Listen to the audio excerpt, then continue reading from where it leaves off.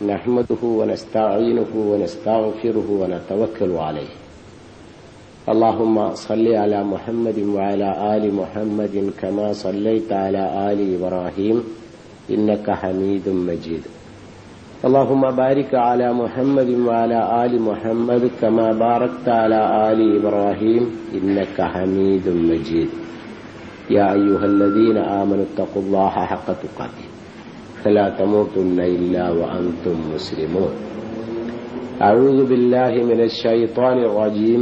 بسم الله الرحمن الرحيم. يا أيها الناس اعبدوا ربكم الذي خلقكم والذين من قبلكم لعلكم تتقون.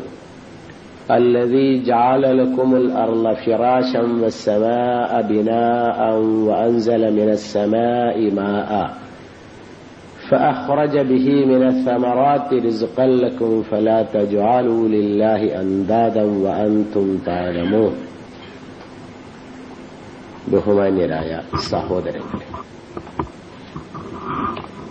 ഇന്ന് അവിചാരിതമായാണ് ഇങ്ങനെ ഒരു പരിപാടിയിൽ സംബന്ധിക്കാൻ എനിക്ക് തൗഫീഖ് ലഭിക്കുന്നത്. കഴിഞ്ഞ ഏതാനും ദിവസങ്ങൾക്ക് മുമ്പ് എന്നെ ഇവിടെ നിന്ന് യാത്ര അയച്ച് വിട്ടതാണ്. പക്ഷേ എന്നിട്ടും പോയില്ല. അങ്ങനെ സംഘടിപ്പിച്ച ഒരു പരിപാടി ആയതുകൊണ്ട് തന്നെ പലരെയും വിളിച്ചുകൂട്ടാൻ സംഘാടകർക്ക് കഴിഞ്ഞിട്ടില്ലെന്ന് സ്വാഗത ഭാഷണത്തിൽ കൺവീനർ നിങ്ങളോട് പറഞ്ഞുവല്ലോ. ഒരു ദിവസം കൂടി ഇവിടെ നിൽക്കാൻ കഴിഞ്ഞാൽ അത് ഉപയോഗപ്പെടുത്തുക എന്നതാണല്ലോ ബുദ്ധിപരത. അതുകൊണ്ട് തന്നെയാണ് ഇങ്ങനെ ഒരു പരിപാടി സംഘടിപ്പിച്ചിരിക്കുന്നത്. നിങ്ങളുടെ മുമ്പിൽ ഞാൻ ഓതിവെച്ച ആയത്തിലൂടെ ഏതാണ്ട് ചില കാര്യങ്ങൾ വിശദീകരിക്കാനാണ് ഞാൻ ഉദ്ദേശിക്കുന്നത്. ഖുർആനിൽ സൂറത്തുൽ ഫാത്തിഹ നിങ്ങൾക്കറിയാം, അത് പ്രാരംഭമാണ്. അത് കഴിഞ്ഞാൽ പിന്നെ ഖുർആനിൽ വിഷയങ്ങളുടെ തുടക്കമാണ്. അതിൽ ജനങ്ങളെ മൂന്നായി വേർതിരിച്ചു. കേട്ടാൽ സത്യം മനസ്സിലായാൽ അത് അപ്പാടെ അനുസരിക്കുന്നവർ, എന്തു കേട്ടാലും ചെവിക്ക് അകത്തേക്ക് പോകുന്നില്ലെന്ന് പറഞ്ഞ് തള്ളിക്കളയുന്നവർ. മൂന്നാമത്തെ വിഭാഗം ഞങ്ങൾ സ്വീകരിക്കുന്നു, നിങ്ങളുടെ കൂടെയാണ് എന്നും, മറുഭാഗത്ത് പോയി ഞങ്ങൾ നിങ്ങളുടെ കൂടെയാണെന്നും പറഞ്ഞ് അഭിനയിക്കുന്ന മുനാഫിക്കുകൾ. ഇങ്ങനെ മൂന്ന് വർഗം മനുഷ്യരുണ്ടാകും. റസൂലുള്ളാഹി സ്വല്ലല്ലാഹു അലൈഹി വസല്ലം ഒരു വലിയ ദൌത്യമേറ്റെടുത്ത് ജനങ്ങളിലേക്ക് ഇറങ്ങുകയാണ്. അപ്പോൾ നല്ലതാണ് കാര്യം, സത്യമാണ് കാര്യം, ന്യായമാണ് കാര്യം, തെളിവുകളുണ്ട്, എല്ലാ ബുദ്ധിപരതയുമുണ്ട്. പക്ഷേ സ്വീകരിക്കാനുള്ള ജനത, പ്രബോധിത സമൂഹം ഈ മൂന്ന് തരത്തിലുണ്ടായിരിക്കും. അതുകൊണ്ട് ഒരുപാട് പ്രതീക്ഷകളുമായി ജനങ്ങളെ സമീപിക്കേണ്ടതില്ല എന്നാണ് അർത്ഥമാക്കുന്നത്. അപ്പോ എന്നൊക്കെ പറഞ്ഞ് ശരിയാക്കിക്കൊണ്ട് റസൂലുള്ളാഹിയോട് ദൌത്യമായി പറയാൻ, ജനങ്ങളിൽ എത്തിക്കാൻ അറിയിക്കുന്ന ഏറ്റവും മർമ്മപ്രധാനമായ വിഷയം അതാണ് ഇനി തുടങ്ങുന്നത്. സൂറത്തുൽ ബഖറയിൽ ഞാനീ പറഞ്ഞ മൂന്ന് വിഭാഗത്തെ വേർതിരിച്ചു കഴിഞ്ഞാൽ പിന്നെ തുടങ്ങുന്നത് തന്നെ ഇതാണ്. യാ അയ്യുഹന്നാസ്, മനുഷ്യ സമൂഹമേ, ഉഅ്ബുദൂ റബ്ബക്കുമുല്ലദീ ഖലഖക്കും, നിങ്ങളെ സൃഷ്ടിച്ചവനായ നിങ്ങളുടെ സൃഷ്ടാവും നിങ്ങളെ വളർത്തിപ്പോരുന്ന നിങ്ങളുടെ രക്ഷകനുമായവനെ ആരാധിക്കുക. സംബോധന മനുഷ്യരോടാണ്. വിഷയം നിങ്ങളുടെ സൃഷ്ടാവും നിങ്ങളുടെ രക്ഷകനുമായ അള്ളാഹുവിനെ ആരാധിക്കണമെന്നാണ്. അതാണ് ഇസ്ലാമിന്റെ മർമ്മം. വല്ലദീന മിൻ ഖബലിക്കും ലഅല്ലക്കും തത്തഖൂൻ, നിങ്ങളെ മാത്രമല്ല അവൻ സൃഷ്ടിച്ചിട്ടുള്ളത്, നിങ്ങൾക്ക് മുമ്പുള്ളവരെയും. അങ്ങനെ സൃഷ്ടിച്ച് രക്ഷിച്ചു പോരുന്നവനെയാണ് നിങ്ങൾ ആരാധിക്കേണ്ടത്. ലഅല്ലക്കും തത്തഖൂൻ, എന്നാലേ നിങ്ങൾ ഭയമുള്ളവരാവുള്ളൂ.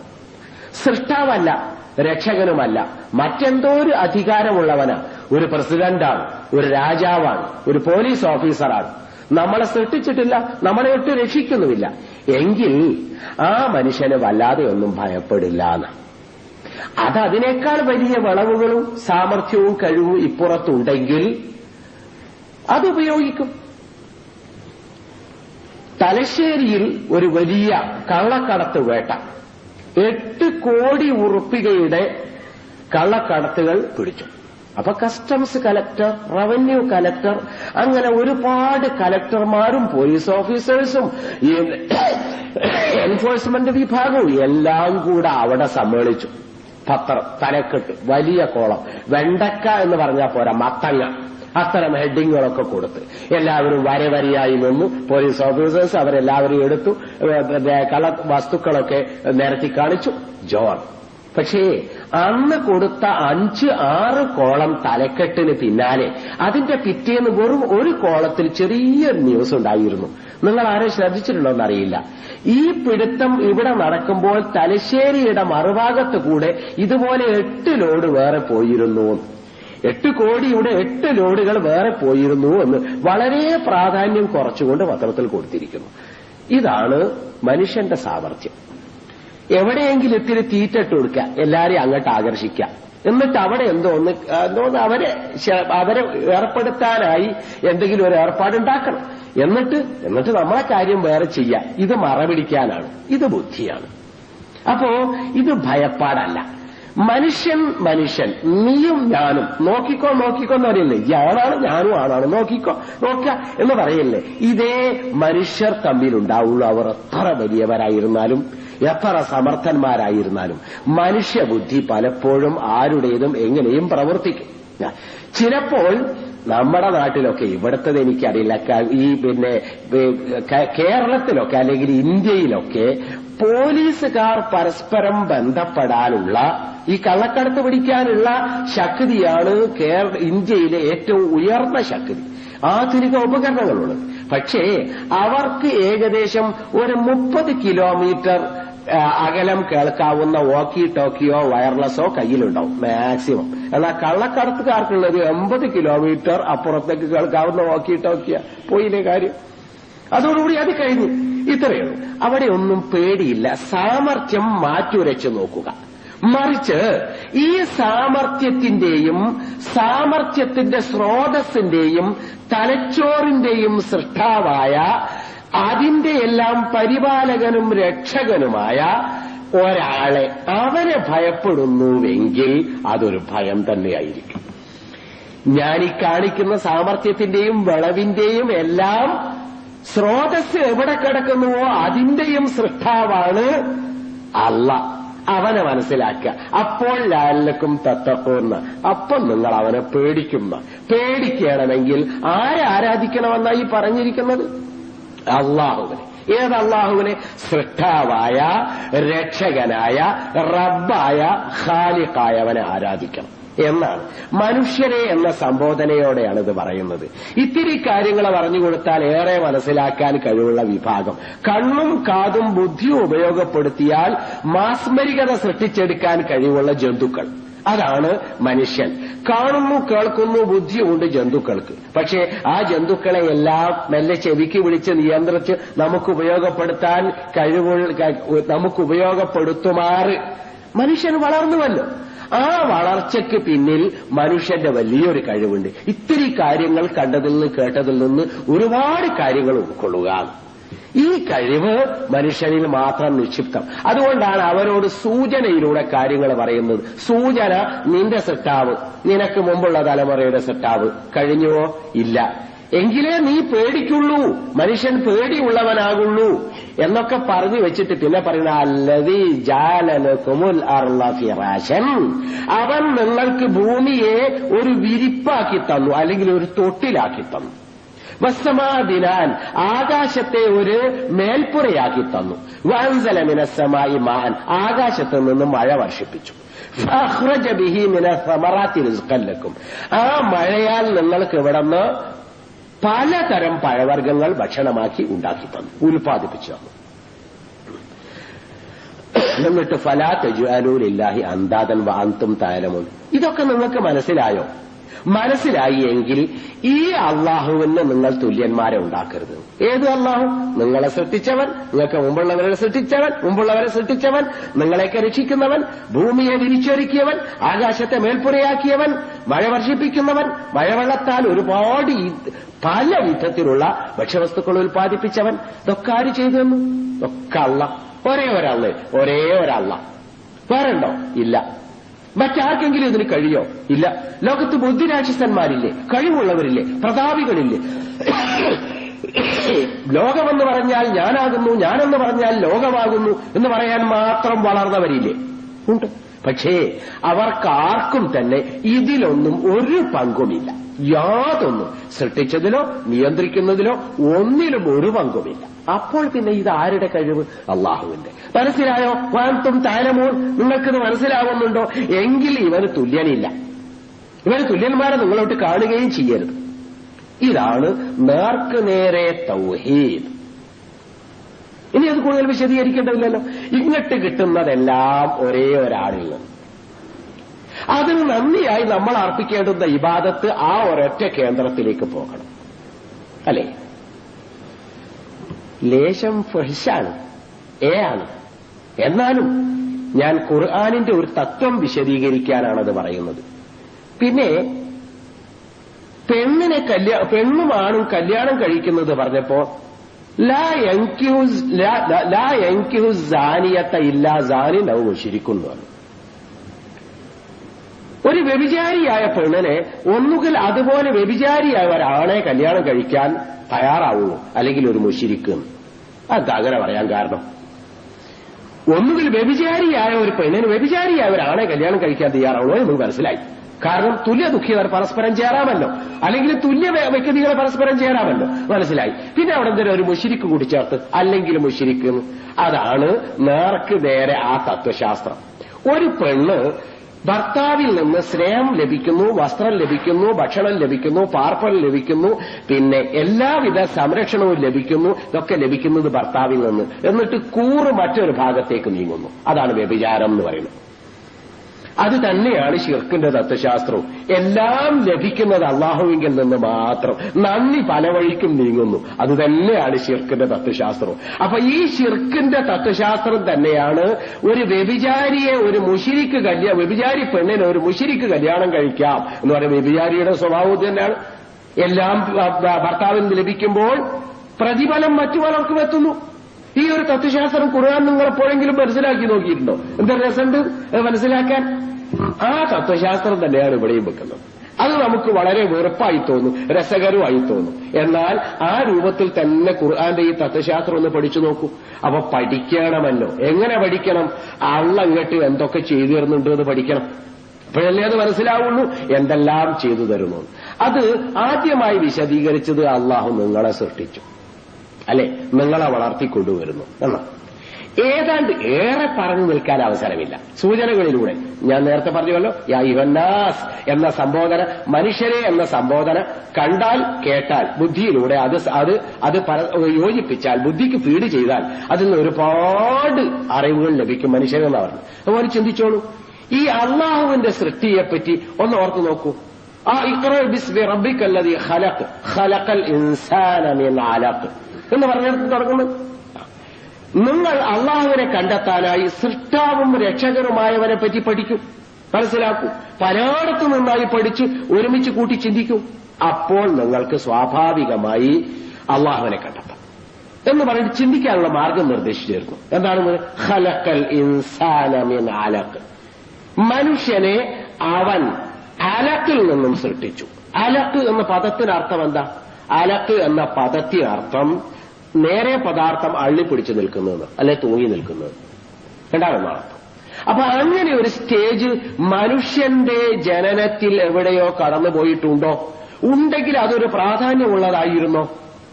ആയിരുന്നു. ഖാലിഖ് റബ്ബ്, സൃഷ്ടാവ് രക്ഷകൻ, ഇത് രണ്ടും വിശദീകരിക്കാനാണ് ഖുർആൻ ഈ പദപ്രയോഗം നടത്തിയിരിക്കുന്നത്. എന്താണ് ആ പദപ്രയോഗം? സാധാരണ ഈ ഗർഭധാരണം എന്ന് പറഞ്ഞത് അന്യനായ ഒരു പുരുഷൻ ഒരു ശരീരത്തെ ആ ശരീരശാസ്ത്രത്തിലൂടെ പഠിക്കുമ്പോൾ അന്യനായ ഒരു പുരുഷൻ, ഫോറിൻ ബോഡി, ഒരു മുള്ള ശരീരത്തിലേറ്റാൽ എന്തുണ്ടാവും? ഒരു വെടിയുണ്ട ശരീരത്തിൽ കയറിയാൽ എന്തുണ്ടാവും? ഉള്ളിൽ നിന്ന് പഴുക്കും. എന്നിട്ട് അതിനെ പുറന്തള്ളും. എന്തിനാ പഴുക്കുന്നത്? മുള്ളു കയറിയെടുത്ത് അതിനെ പുറന്തള്ളാൻ. അതിനെ പുറന്തള്ളിയാലേ പിന്നെ ശരീരത്തിൽ നിൽക്കാൻ കഴിയുള്ളൂ. ഫോറിൻ ബോഡിയെ സ്വീകരിക്കില്ല, പുറന്തള്ളിക്കളയും. ഒരു വെടിയുണ്ട ശരീരത്തിലേറ്റു നിൽക്കാം. അത് അവിടെ തന്നെ നിന്നാൽ അതിന് ചുറ്റുഭാഗം പഴുത്തളിഞ്ഞ് അത് പുറത്തു പോകുന്നത് വരെയുള്ള ഭാഗം മുഴുവൻ പഴുത്തളിഞ്ഞ് അതോട് പുറത്തേക്ക് ചാലും ചോരയോ കൂട്ടത്ത് വെടിയുണ്ടെങ്കിൽ പുറത്തു പോകണം, എന്നാലേ പിന്നെ ഉണങ്ങുള്ളൂ. അതല്ല എല്ലിനുള്ളിൽ എവിടെയെങ്കിലും കുടുങ്ങിപ്പോയാലോ? അതാണ് ശരീരത്തിന്റെ ഒരു പ്രത്യേകത. എല്ലിനുള്ളിൽ അഥവാ പെട്ടുപോയാൽ അത് ഓപ്പറേറ്റ് ചെയ്ത് പുറത്തെടുക്കാൻ പോലും കഴിയില്ല. ഡോക്ടർക്ക് കഴിയില്ല. സർജറി ആ രംഗത്ത് വിജയിച്ചിട്ടില്ല ഇപ്പോഴും എല്ലിനുള്ളിൽ പെട്ട വെടിയുണ്ടായെടുക്കാൻ. അപ്പൊ പിന്നെ അതിനെന്താ ചെയ്യുന്നറിയോ? പ്രകൃതിക്ക്, ശരീരത്തിന്റെ പ്രകൃതിക്ക് അതിനൊരു സംരക്ഷണമുണ്ട്. അതിന് പുറത്ത് ഈ സാധാരണ ജോയിന്റുകളിലൊക്കെ പ്ലാസ്റ്റിക് പോലൊരു സാധനമല്ലേ, ആ വസ്തു വെടിയുണ്ടക്ക് ചുറ്റും കോട്ട് ചെയ്ത് കളയും. കംപ്ലീറ്റ് ഒരിടവും ബാക്കിയില്ലാതെ കോട്ട് ചെയ്ത് കളയും. എന്നിട്ട് ഇങ്ങനെയൊന്ന് ശരീരത്തിലില്ല എന്ന് ശരീരത്തെ ബോധ്യപ്പെടുത്തുക. ശരീരവും അതുമായിട്ട് ഒരു കണക്ഷനുമില്ല, ഇങ്ങനെ ഒരു ഫോറിൻ ബോഡി ഉള്ളിലില്ല എന്ന് ശരീരത്തെ ബോധ്യപ്പെടുത്തുമാറ് അങ്ങനെയൊന്നും ഇല്ലാത്ത ഭാവത്തിൽ അതിന് ചുറ്റും ഈ ഞാനീ പറഞ്ഞ പ്ലാസ്റ്റിക് പോലുള്ള വസ്തുവായ കംപ്ലീറ്റ് കവർ ചെയ്ത് കളി അവിടെ നിർത്തും. അപ്പൊ പിന്നെ ഉണങ്ങും. പിന്നെ ബാക്കിയുള്ള ഭാഗമൊക്കെ ഉണങ്ങിപ്പോവും. അപ്പൊ എന്താ? ശരീരത്തിൽ ഒരു ഫോറിൻ ബോഡി ഇല്ല എന്ന് ശരീരത്തിലെ മറ്റു ഭാഗങ്ങളെ ധരിപ്പിക്കാം. അപ്പോ ഫോറിൻ ബോഡി ശരീരത്തിലേക്ക് കടന്നു വന്നാൽ പുറന്തള്ളിക്കളയും. ശരിയല്ലേ? ശരിയാണ്. എന്നാൽ ഒരു ഭർത്താവ് എന്ന് പറയുന്ന ഒരു പെണ്ണല്ലല്ലോ, അതൊരു സ്ത്രീയല്ല, സ്ത്രീയുടെ മറ്റൊരാളാണ്. ആ പുരുഷനിൽ നിന്ന് വരുന്ന ഒരു ബീജം, ഒരു സ്പേം ഒരു സ്ത്രീ സ്വീകരിക്കുന്നു എന്ന് മാത്രമല്ല അത് നശിച്ചു പോകുന്നില്ല, അത് വളർത്തിയെടുക്കുക ചെയ്യുന്നത്.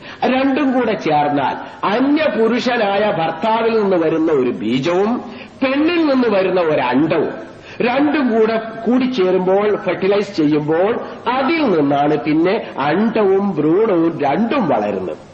ഇല്ലെങ്കിൽ രണ്ടും വളരില്ല. അപ്പോൾ സ്വാംശീകരിച്ച് വളരാൻ അഥവാ ശരീരത്തിന്റെ പ്രക്രിയയാണല്ലോ വളർച്ച, പ്രകൃതി പ്രക്രിയ.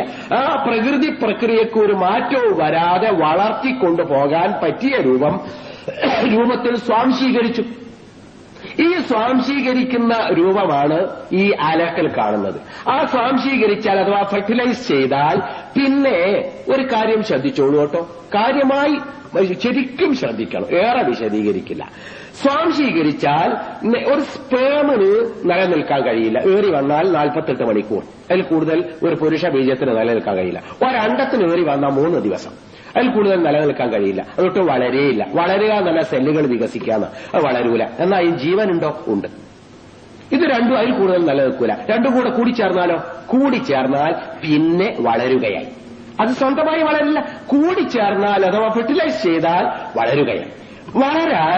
സെല്ലുകൾ വളരാൻ ഇന്ധനം വേണം. എവിടെ നിന്ന് കിട്ടും ഇന്ധനം? ഇന്ധനം എവിടെ നിന്നോ ഭക്ഷണമായി കിട്ടണം. അതിനെവിടെ ഉണ്ട്? അത് ഈ അബ്ഡമിനൽ ഫ്ലൂയിഡ്, ഗർഭാശയത്തിലെ ഒരു തരം കൊഴുത്ത ദ്രാവകമുണ്ട്. ആ കൊഴുത്ത ദ്രാവകത്തിൽ ഒരുപാട് പോഷകാംശങ്ങളുണ്ട്. അതിലൂടെ മെല്ലെ മെല്ലെ ആദ്യം ഫിലോപ്പിയൻ ട്യൂബിൽ വെച്ച് ഫെർട്ടിലൈസ് ചെയ്യുന്ന ഈ സിക്താണ്ഡം അഥവാ സൈഗോട്ട്, അത് പിന്നെ മെല്ലെ ഫിലോപ്പിയൻ ട്യൂബിൽ നിന്ന് താഴ്ന്ന് വന്ന് ബ്ലാഡറിലെത്തി, ഗർഭാശയത്തിന്റെ അടിത്തട്ടിലെത്തി. അവിടെയാണ് ഈ ഫ്ലൂയിഡിൽ മുങ്ങിക്കിടക്കുന്നത്. പിന്നെ അവിടെ നിന്ന് കുറേശ്ശെ ഭക്ഷണം ഈ ഫ്ലൂയിഡിൽ നിന്ന് കിട്ടും. പക്ഷേ ഒരു 5 ദിവസം 6 ദിവസം ഭക്ഷണം കഴിക്കാനായുള്ളൂ. അത് കഴിഞ്ഞാൽ ഭക്ഷണമല്ല, തീർന്നു പോകും. ആ 6 ദിവസം ആകുമ്പോഴേക്കും ഇത് മെല്ലെ സെന്റിമീറ്റർ കണക്കിന് മേലോട്ട് കയറിക്കൊണ്ടിരിക്കും. ഈ ഫ്ലൂയിഡിലൂടെ അങ്ങനെ ഉയർന്ന് ഗർഭാശയ ഭിത്തി, മുകൾ ഭാഗത്തെ ഗർഭാശയ ഭിത്തിക്ക് അടുത്തെത്തുമ്പോഴേക്കും ഏകദേശം അവിടെ ഒരു 5-6 വേരുകൾ പൊട്ടിയിരിക്കും. ആ വേരുകൾ ഈ ഗർഭാശയ ഭിത്തിയുടെ ഏറ്റവും ഉള്ളറ സ്പോഞ്ച് പോലുള്ള ഒന്നാണ്. അതിൽ രക്തം വല്ലാതെ വരില്ല, അതിലേക്ക് അടുപ്പിടിച്ചു നിൽക്കും. പിന്നെ അത് വേരുകൾ ഒന്നുകൂടി ഉള്ളിലേക്ക് കയറും. എന്നിട്ട് രക്തധമനികൾ ഓടുന്ന സാധാരണ ഈ മനുഷ്യ ശരീരത്തിലെ മാംസപേശില്ലേ, അതിലേക്ക് അങ്ങോട്ട് എത്തിച്ചേരും. അതിലേക്ക് എത്തിച്ചേർന്നാൽ ആ വേരുകളിലൂടെ മാതാവിന്റെ രക്തത്തിൽ വരുന്ന ഓക്സിജനും പിന്നെ മറ്റു ഭക്ഷ്യാംശങ്ങളും അവിടെ നിന്ന് വലിച്ചെടുക്കും. അങ്ങനെയാണ് ഒരു പാരസൈറ്റ് പോലെയാണ് ഈ കുട്ടികൾ വളരുന്നത്. അതിനെന്ത് കുട്ടിന്റെ വളർച്ചയുടെ തുടക്കം അതിനെന്ത് വേണം? മോളിൽ ഇങ്ങനെ വേര് കൊടുത്ത മാതിരി അള്ളിപ്പിടിച്ച് തൂങ്ങി നിൽക്കണം. നോക്കൂ ഖുർആന്റെ പദപ്രയോഗം ഖലഖൽ ഇൻസാന മിൻ അലഖ്. അലഖ് അള്ളിപ്പിടിക്കുന്നത് അല്ലെങ്കിൽ തൂങ്ങി നിൽക്കുന്നത്. എന്തിനു അള്ളിപ്പിടിക്കുന്നു? അള്ളിപ്പിടിക്കുന്നതോ ഭക്ഷണം ഇവിടെ തീർന്നു, ഇനി വളരണമെങ്കിൽ ഇത് എവിടെന്നെങ്കിലും ഭക്ഷണം സംഭരിക്കണം, ഓക്സിജൻ വേണം, അത് രണ്ടും കിട്ടാനായി അള്ളിപ്പിടിച്ചു നിൽക്കണം. എന്നിട്ട് ആ അള്ളിപ്പിടിച്ച വേരുകളാണ് പിന്നെ പ്ലാസന്റയായി മാറുന്നത്. നിങ്ങൾക്കറിയാലോ മറുകുട്ടി എന്നൊക്കെ പറയുന്ന പ്ലാസന്റയായി മാറുന്നത് ആ വേരുകളാണ്. എന്നിട്ട് ആ വേരുകള് രക്തമോടുന്ന മാംസപേശികളിലേക്ക് അങ്ങ് ഇറങ്ങിച്ചെന്ന് അതിൽ നിന്ന് ഭക്ഷണവും ഓക്സിജനും സ്വീകരിക്കുന്നു. ഇതിന് ഇങ്ങനെ ഒരു പ്രകൃതി ഇതിന് നൽകിയില്ലായിരുന്നുവെങ്കിൽ കുട്ടി ജനിക്കില്ല, വളരില്ല, ഭക്ഷണം കിട്ടാതെ വളരാതെ അവിടെ നിൽക്കും. ഏറി വന്ന 6 ദിവസത്തെ വളർച്ച ഉണ്ടാവുള്ളൂ, പിന്നെ വളരില്ല. അപ്പോൾ വളർത്താനായി ആരോ ഒരാൾ ചെയ്ത പ്രക്രിയ എന്താണത്? അബ്ഡമനൽ ഫ്ലൂയിഡിലൂടെ 6 ദിവസം കൊണ്ട് അല്ലെങ്കിൽ 5 ദിവസം കൊണ്ട് മെല്ലെ മെല്ലെ മെല്ലെ മെല്ലെ മേലോട്ട് പൊങ്ങുക. എന്നിട്ട് ഈ ഗർഭാശയ ഭിത്തിയിലെത്തിയാൽ അള്ളിപ്പിടിക്കാൻ വേരുകൾ ഉണ്ടാവുക. ആ വേര് രക്തധമനികൾ ഓടുന്ന മാംസപേശികളിലേക്ക് കടന്നു ചെല്ലുക. ഈ രൂപമൊക്കെ ആര് കൊടുത്തു ഇതിന്? ആ അവസ്ഥക്ക് അള്ളിപ്പിടിച്ചെന്ന അവസ്ഥക്കാണ് അലക്ക് എന്ന് പറയുന്നത്. പദാർത്ഥം അങ്ങനെ തന്നെയാണ്. അലക്ക് ഖലഖൽ ഇൻസാന മിൻ അലഖ്. Mister Keith Moore, Thomas Keith Moore എന്ന പ്രഗത്ഭനായ ഈ എംബ്രിയോളജിസ്റ്റ് ഇസ്ലാമിലേക്ക് കടന്നു വരാൻ ഒരു കാരണം തന്നെ ഈ പദപ്രയോഗമാണ്. ഖലഖൽ ഇൻസാന മിൻ അലഖ് എന്നാണ്. അലഖ് എന്ന പദപ്രയോഗം, അലക്ക് എന്ന് പറഞ്ഞ പദപ്രയോഗം എന്ന് ക്രിസ്താബ്ദം 7-ാം നൂറ്റാണ്ടിൽ അറേബ്യയിലെ ഗ്രീസിലോ പാരീസിലോ അല്ല, പേർഷ്യയിലോ ഗ്രീസിലോ അല്ല, അവിടെ കുറച്ച് വിദ്യാഭ്യാസം വളർന്നിട്ടുണ്ട്. അതൊന്നുമില്ലാത്ത അക്ഷരജ്ഞാനമില്ലാത്ത അറബികളുടെ ഇടയിൽ അക്ഷരജ്ഞാനമില്ലാത്ത ഒരു ദൂതൻ 7-ാം നൂറ്റാണ്ടിൽ ഉയർന്നു വന്നപ്പോൾ അദ്ദേഹത്തിന്റെ ഭാഷ്യമാണത് ഖലഖൽ ഇൻസാന മിൻ അലഖ്. അലഖിൽ നിന്നും മനുഷ്യനെ സൃഷ്ടിച്ചിരിക്കുന്നു എന്ന് പറഞ്ഞാൽ അള്ളിപ്പിടിച്ചു നിൽക്കുന്ന തൂങ്ങി നിൽക്കുന്ന വസ്തുവിൽ നിന്നും മനുഷ്യനെ സൃഷ്ടിച്ചിരിക്കുന്നു.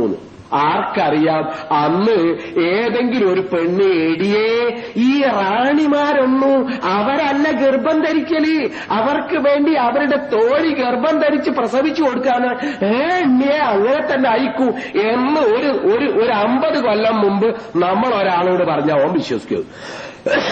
എന്നാൽ 7-ാം നൂറ്റാണ്ടിൽ 14 നൂറ്റാണ്ടുകൾക്ക് മുമ്പ് ഈ ആധുനിക എംബ്രിയോളജി എന്ത് സ്ഥാപിക്കുന്നുവോ അത് കൃത്യമായി ഖലഖൽ ഇൻസാന മിൻ അലഖ് അള്ളിപ്പിടിച്ച് തൂങ്ങി നിൽക്കുന്ന ഒരു വസ്തുവിൽ നിന്നും മനുഷ്യനെ സൃഷ്ടിച്ചു എന്ന് പറയാൻ അക്കാലത്തെ വിജ്ഞാനത്തിനോ 7-ാം നൂറ്റാണ്ടിലേതല്ല 17-ാം നൂറ്റാണ്ടിലെയോ 19-ാം നൂറ്റാണ്ടിലെയോ 20-ാം നൂറ്റാണ്ടിന്റെ ആദ്യ കാലഘട്ടത്തിലെയോ ഒരു അറിവിന് പ്രാപ്തമല്ല, കഴിയില്ല.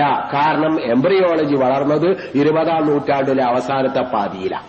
ടെസ്റ്റ് ട്യൂബ് ശിശുക്കളിലൂടെയാണ് എംബ്രിയോളജി വികസിക്കുന്നത്. അതിന് വർഷം ഏറി വന്നാൽ 28 ആയിട്ടുള്ളൂ.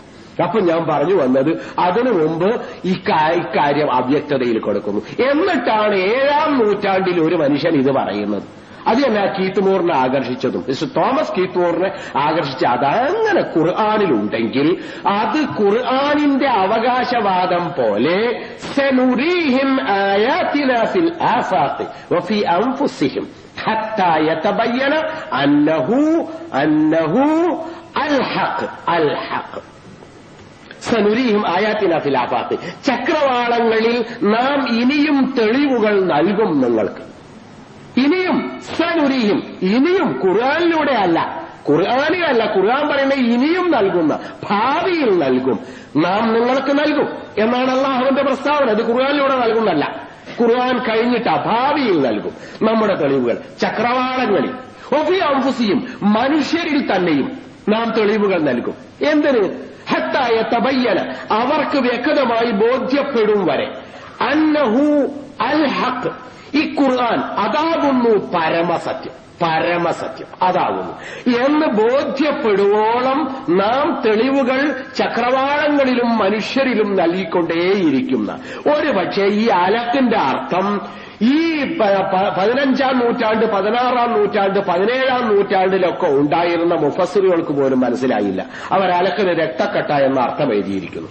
അലക്ക് എന്ന് പറഞ്ഞാൽ എല്ലാവർക്കും അറിയാം അള്ളി പിടിച്ചു നിൽക്കുന്നത് എന്നാണ് അർത്ഥം എന്നുള്ളത്. മുഅല്ലക്ക എന്ന് പറഞ്ഞാൽ കെട്ടി തൂക്കിയ വസ്തുന, അല്ലക്ക എന്ന് പറഞ്ഞാൽ കെട്ടി തൂക്കിയെന്ന, അലക്ക എന്ന് പറഞ്ഞാൽ കെട്ടി തൂങ്ങിയെന്ന. ഇതൊക്കെ എല്ലാവർക്കും അറിയാം. അതിനൊന്നും ഒരു ബന്ധവുമില്ലാത്ത അവസാനം പോലും ഇങ്ങനെ ആലോചിച്ച് നോക്കിയിട്ട് അലക്ക് എന്ന് പറഞ്ഞാൽ ഒട്ടിപ്പിടിക്കുന്നത് നയിക്കൂ. രക്തം ഒട്ടിപ്പിടിക്കലുണ്ടല്ലോ, എന്നാ നമുക്ക് രക്തവിൻ കട്ടാൻ അതിന് പേരായിട്ട് കൊടുക്കാം എന്ന് വെച്ചാ ശരി. ഞാൻ അവരെ കുറ്റം പറയുകയല്ല, ഞാൻ പറയുന്നത് ഖുർആനിന്റെ മഹത്വം പറയുക. അക്കാലഘട്ടത്തിന് പോലും 16-ാം നൂറ്റാണ്ടിന് പോലും ഇങ്ങനെ ഇത് പറയാൻ കഴിഞ്ഞുള്ളൂവെങ്കിൽ ഇത് 16-ാം നൂറ്റാണ്ടിന്റെ അറിവല്ല, 18-ാം നൂറ്റാണ്ടിന്റെ അറിവല്ല, 19-ാം നൂറ്റാണ്ടിന്റെ അറിവല്ല, 20-ാം നൂറ്റാണ്ടിന്റെ ആദ്യ പകുതിയുടെയും അറിവല്ല, 20-ാം നൂറ്റാണ്ടിന്റെ അവസാന പകുതിയുടെ അറിവാണിത്. ദാസനുരിയും ആയാത്തിന ഫിൽ ആഫാഖി വഫി അൻഫുസിഹിം, മനുഷ്യരിൽ തന്നെ ഇത് വെളിപ്പെടുത്തി കൊടുക്കും, തെളിവുകൾ വെളിപ്പെടുത്തി കൊടുക്കും. എന്നിട്ട് അവൻ വിശ്വസിക്കണം അന്നഹു അൽ ഹഖ്, ഖുർആൻ അതാണ് പരമസത്യം. പരമസത്യം അതാണ് എന്ന് പറഞ്ഞാൽ അതാണ് പരമശക്തനായ അള്ളാഹുവിന്റെ അറിവ്. അള്ളാഹുവിന്റെ അറിവിൽ നിന്നൊരംശം അള്ളാഹു കൊടുത്തത് എന്ന് മനുഷ്യന് ബോധ്യപ്പെടണം എന്നാ പറഞ്ഞതിന്റെ അർത്ഥം. മനസ്സിലാകുന്നുണ്ടോ? ഞാൻ ഇത് ഇടയ്ക്ക് പറഞ്ഞപ്പോൾ അത് പറഞ്ഞു പോയി എന്നേയുള്ളൂ. ഇതിലൂടെ ഞാൻ സ്ഥാപിക്കുന്നത് അള്ളാഹു സൃഷ്ടാവാണ്, രക്ഷകനാണ്. ഈ രക്ഷാ സംവിധാനം കണ്ടോ? ഈ കുട്ടി വളർന്നു വരണം. റബ്ബ് എന്ന് പറഞ്ഞാൽ നേരെ പദത്തിനർത്ഥം പടിപടിയായി വളർത്തുന്നവൻ, ക്രമപ്രവൃദ്ധമായി സ്റ്റേജ് ബൈ സ്റ്റേജായി അങ്ങനെ വളർത്തിയെടുക്കുന്നവൻ എന്നാണ് റബ്ബിന് അർത്ഥം. നേർക്ക് നേരെ പദാർത്ഥം.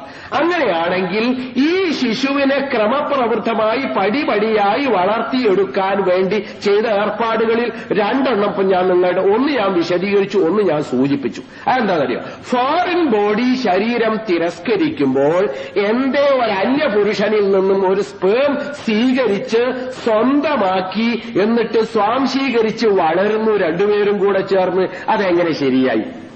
അതെങ്ങനെ വന്നു? ചിന്തിച്ചു നോക്കിയിട്ടുണ്ട് എങ്ങനെ വന്നു എന്ന്? അത് ഇനി നേരെ മറിച്ച് വേറൊന്ന് ചിന്തിച്ചോളൂ. ഒരു കിഡ്നി മറ്റൊരാൾക്ക് ട്രാൻസ്പ്ലാന്റ് ചെയ്യും എന്ന് വെക്കാം നമ്മൾ. അതിനെപ്പറ്റി നിങ്ങൾക്കറിയാവോ? ഇല്ലെങ്കിൽ ഒരു ചെറിയ വിശദീകരണത്തിലൂടെ നൽകാം. അന്യന്റെ ഒരു കിഡ്നി എനിക്ക് വെച്ചാൽ അത് ഫോറിൻ ബോഡി ആണല്ലോ, അന്യന്റേതല്ലേ, അത് ഞാൻ സ്വീകരിക്കുമോ? എന്റെ ശരീരം സ്വീകരിക്കൂല, തിരസ്കരിച്ചു കളയും. അതിനെന്ത് വേണം? അതിന് ശരീരത്തിൽ അന്യപദാർത്ഥം കടന്നു വരുന്നത് നോക്കി നിൽക്കാൻ കുറച്ച് പട്ടാളക്കാരുണ്ട്, അതിർത്തി സേന. ശരീരത്തിന്റെ ഞാൻ ഉദാഹരണത്തിന് പറയാണ്, ഒരു അതിർത്തി സേനുണ്ട്. അന്യം ഇങ്ങോട്ട് കടന്നു വരുന്നതിനൊക്കെ അടിച്ചൊടിച്ച് തകർത്ത് കളയും, അവനെ മയക്കി കിടത്തി കളിയാം. എന്നാൽ അന്യപദാർത്ഥം ശരീരത്തിലേക്ക് വന്നു എന്നുള്ള അറിയോ? ഇല്ല. അതാ ഇമ്മ്യൂണിറ്റി പവർ എന്നൊന്നുണ്ടല്ലോ. അങ്ങനെ പുറത്തുനിന്ന് വരുന്ന ആൾക്കാരെ തകർത്തു കളയുക എന്നൊരു ഏർപ്പാടുണ്ട് ശരീരത്തിന്. ആ പട്ടാളക്കാരെ മയക്കുക. അതിന് സാധാരണ ഇപ്പോഴൊക്കെ നമ്മളെ കേരളത്തിൽ ഇമ്മ്യൂറാൻ എന്നിട്ട് ഒരു ഗുളിക കൊടുക്കുന്നു. അത് ഇവിടെ എവിടെയാണ് നിർമ്മിക്കുന്നത് എന്ന് പറഞ്ഞാൽ ഗൾഫ് നാടുകളിൽ എവിടെയാണ് അതിന്റെ ഫാക്ടറി നിർമ്മിച്ചിട്ട് അവിടേക്ക് സപ്ലൈ ചെയ്യുന്നുണ്ട്, അവിടെ നിർമ്മിക്കുന്നില്ല ഇമ്മ്യൂറാൻ. അത് കൊടുത്താൽ എന്താണെന്നറിയോ ഗുണം? ഇനി ശരീരത്തിലെ കാവൽക്കാരെ മുഴുവനും മയക്കി കടത്തി. ഇനി അന്യന്റെ കിഡ്നി ഞാൻ സ്വീകരിക്കും, കാരണം എന്റെ ശരീരത്തിൽ ഇനി അറിയില്ല അത് അന്യന്റേതാണ്, ഫോറിൻ ബോഡിയാണെന്ന് അറിയില്ല. അപ്പൊ വേറൊരു ദോഷം. എന്താ ദോഷം? ഇനി ശരീരത്തിൽ ആര് കടന്നു വന്നാലും സ്വീകരിച്ചോളും, കാരണം കാവൽക്കാർ മുഴുവൻ മയങ്ങി കിടക്കാം. പിന്നെന്താ? പിന്നെ ആര് കടന്നു വന്നാലും സ്വീകരിക്കും. അപ്പൊ എന്ത് രോഗവും എനിക്കുണ്ടാകാം. അപ്പൊ പിന്നെ ഞാൻ എങ്ങനെ വളരണം? ഞാനോ ദിവസം 7 കുളി, പിന്നെ ഭക്ഷണം കഴിക്കുകയാണെങ്കിൽ തുറന്നു വെച്ച ഒരു ഭക്ഷണവും കഴിക്കാൻ പാടില്ല, ചൂടോട് കൂടി അടച്ചു വെച്ച അതേ പാത്രം അവിടെ കൊണ്ടുവന്നിട്ട് ഉടനെ തിന്നുക. തിന്നാനായി കൈ കഴുകുന്നത് ഒരു മിനി കുളി സംഘടിപ്പിക്കുക. അത് തന്നെയും എന്തെല്ലാം വസ്തുക്കളുണ്ടോ ഈ ലോഷൻസായി പിന്നെ അണുബീജങ്ങൾ നശിപ്പിക്കാൻ അതെല്ലാം ഉപയോഗിച്ച് കുളിക്കുക. കിടക്കുന്ന റൂം ഓരോ ദിവസവും എല്ലാം അലക്കുക. ബെഡ് ഉപയോഗിക്കാനേ പാടില്ല, കാരണം ബെഡ് അലക്കാൻ കഴിയാത്തതുകൊണ്ട് ബെഡ് ഉപയോഗിക്കാൻ പാടില്ല. ഓരോന്നും ഓരോ പ്രാവശ്യവും അലക്കുക, ഓരോ നേരവും അലക്കുക. എന്നിട്ട് അടി അതുപോലെ തുടച്ച് വൃത്തിയാക്കുക. ഇത്തരം കാര്യങ്ങളൊക്കെ ചെയ്യുക. ഒരു പഴമാണെങ്കിൽ പോലും ദൂരത്തുനിന്ന് കൊണ്ടുവരാണെങ്കിൽ ഞെട്ട് അറുത്തെടുക്കണം. എന്നിട്ട് ഇവിടെ വന്ന് തൊലിക്കുന്നതിന് മുമ്പ് നല്ലോണം സോപ്പൊക്കെ ഇട്ട് ലോഷനിലൊക്കെ കഴുകിയെടുക്കുക. എന്നിട്ട് തൊലിക്കുക, വായിലേക്കും ഒറ്റ വെച്ച് കൊടുക്കരുത്. അങ്ങനെ ശ്രദ്ധിച്ചോളാം, അല്ലാതെ അവന് ജീവിക്കാൻ കഴിയില്ല. എന്നാൽ തന്നെയും ഒരു ചെറിയ ജലദോഷം, ഒരു ചെറിയ ഏറുവീഴ്ച ഉണ്ടായാൽ അതോട് മാറുകയില്ല. അങ്ങനെ കിടക്കും. കാരണം എതിരാളികളെ തകർക്കാനുള്ള ഈ ശരീരത്തിന്റെ ഫോഴ്സ് അങ്ങനെ തന്നെ നശിപ്പിച്ചു കളഞ്ഞു. ഇങ്ങനെയാണ് കിഡ്നി ട്രാൻസ്പ്ലാന്റ് ചെയ്യുന്നത്. തിരിഞ്ഞോ നോക്ക്. അങ്ങനെ എന്നിട്ട് ഓരോ ദിവസവും ഈ മയക്കാനുള്ള മരുന്ന് അളവ് കുറയുമ്പോൾ ആ അളവ് ഓരോ ദിവസം കഴിയുന്നതനുസരിച്ച് ഇങ്ങനെ ഉണ്ടാക്കി കൊടുക്കാം. ഇതാണ് പദ്ധതി. ഇപ്പൊ നിങ്ങൾ കണ്ടോ, ഒരു ഫോറിൻ ബോഡി മറ്റൊരാളുടെ ശരീരത്തിൽ വെച്ച് പിടിപ്പിക്കുന്നതിന്റെ സാഹസികത. എന്നാൽ ഇതങ്ങനെ ഒന്നും വേണ്ടല്ലോ. ഒരു ഭർത്താവിൽ നിന്ന് ഫോറിൻ ബോഡി ഇങ്ങ് സ്വീകരിക്കുക, സ്വാംശീകരിക്കുക, അങ്ങ് വളർത്തുക. എന്താ കാരണം? എന്താണ് അതിന് കാരണം? നമുക്കറിയാമോ കാരണം? അറിയുന്നവരുണ്ടാകും വളരെ എളുപ്പത്തിൽ. കാരണം ഇപ്പണി ഈ ബ്ലാഡറിന്റെ അകത്ത്, ഗർഭാശയത്തിന്റെ അകത്ത് നേരത്തെ തന്നെ പടച്ചോൻ ചെയ്തു വെച്ചിട്ടുണ്ട്. അതിനുള്ളിലുണ്ടാകുന്നത് ഫോറിൻ ബോഡി ആണെങ്കിലും എന്താണെങ്കിലും അവിടെ നടക്കുന്നത് എന്തും ശരീരത്തിന്റെ ബോഡിയിലെ മറ്റു പട്ടാളക്കാരറിയില്ല. അതിനുള്ളിൽ തന്നെ നടന്നോളൂ. അത് പുറത്തേക്ക് വിടൂല. അതിനുള്ള സംവിധാനം ശരീരത്തിൽ ഒരൊറ്റ സ്ഥലത്താണുള്ളത്, പെണ്ണിന്റെ ഗർഭാശയത്തിൽ മാത്രം. വേറെ എവിടെയില്ല. എവിടെ ഒരു സ്ഥലത്തുമില്ല. അത് പെണ്ണിന്റെ ഗർഭാശയത്തിൽ മാത്രമേ ആ സംവിധാനമുള്ളൂ. ഫോറിൻ ബോഡി സ്വീകരിക്കാവുന്ന എന്ന് പറഞ്ഞാൽ ശരീരത്തിന്റെ മറ്റു ഭാഗങ്ങളെ കാവൽക്കാർക്ക് കടന്നെത്താൻ കഴിയാത്ത അതിശക്തമായ മണിയറ എന്ന് പറഞ്ഞോളൂ നിങ്ങൾ. അത്രയും വലിയ കാവൽക്കാർക്ക് പോലും കടന്നെത്താൻ കഴിയാത്ത ബന്ദോബസ്തുള്ള മണിയറ എവിടെയാണ്? അത് പെണ്ണിന്റെ ഗർഭാശയം. ആരാണത് ആ രൂപത്തിൽ സൃഷ്ടിച്ചത്? ആരാണ് ആ തരത്തിലത് വളർത്തിയെടുത്തത്? എന്താണ് ആ സംവിധാനം? ആ സംവിധാനത്തിന്റെ നിർമ്മിച്ച രക്ഷകരാര്? അത് കണ്ടെത്താൻ വേണ്ടിയാണ്. അപ്പോ മറ്റൊരു ഭാഷ്യം ഞാൻ പറഞ്ഞു വരുന്നത് എന്താണെന്നറിയാമോ? ഖലഖൽ ഇൻസാന മിൻ അലഖ് എന്ന പ്രയോഗം ഈ മനുഷ്യൻ ഒരു ശിശു വളരുന്ന ഘട്ടത്തിലെ അതിപ്രധാനമായ ഒരു സ്റ്റേജിനെ കുറിക്കുന്നില്ലേ? അത് സൈഗോട്ട് എന്ന സ്റ്റേജ്. അത് മർമ്മപ്രധാനമാണ്. അത് ഒരുപാട് പഠിച്ച് മനസ്സിലാക്കാനുള്ളതാ സൈഗോട്ടിനെ സംബന്ധിച്ച്. അതിന് ഒരുപാട് സൃഷ്ടിയിലെ അത്ഭുതങ്ങളുണ്ട്, സംരക്ഷണത്തിലെ അത്ഭുതങ്ങളുണ്ട്. അങ്ങനെ അത്ഭുതങ്ങളുടെ ഒരു കലവറയായ ഈ ബ്ലാഡറിലാണ്, ഗർഭാശയത്തിലാണ്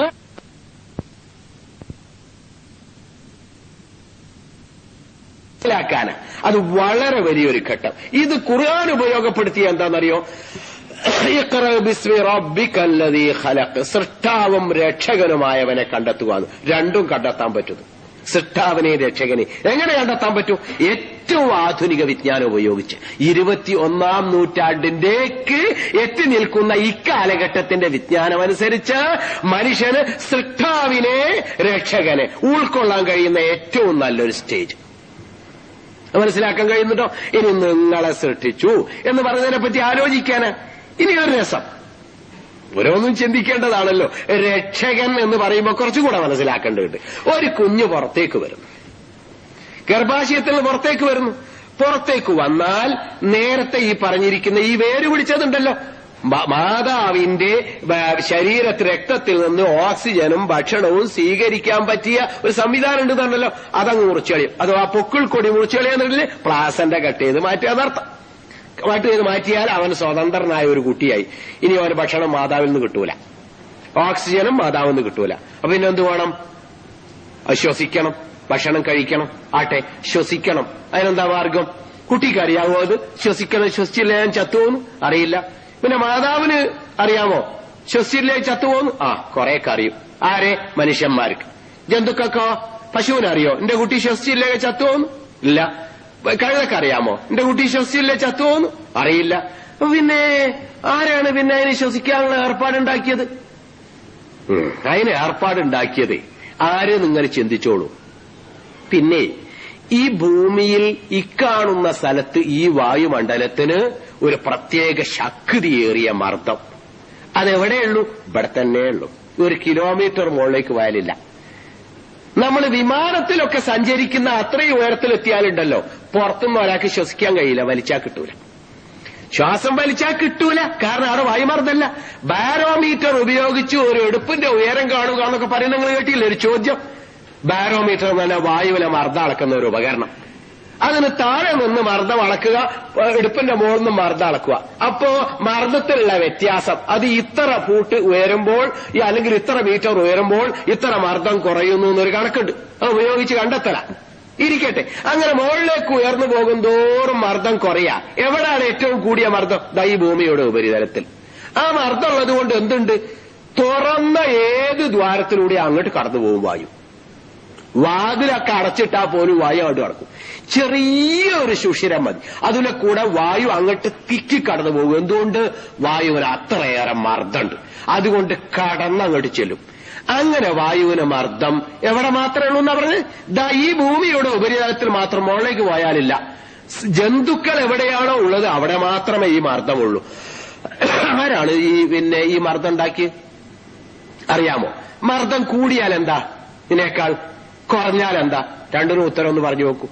കൂടിയാൽ, മർദ്ദം കൂടിയാൽ ഈ കാണുന്ന മൂക്കിലൂടെ ശ്വാസകോശത്തിലേക്ക് അങ്ങോട്ട് ടിച്ചട് കയറും വായു.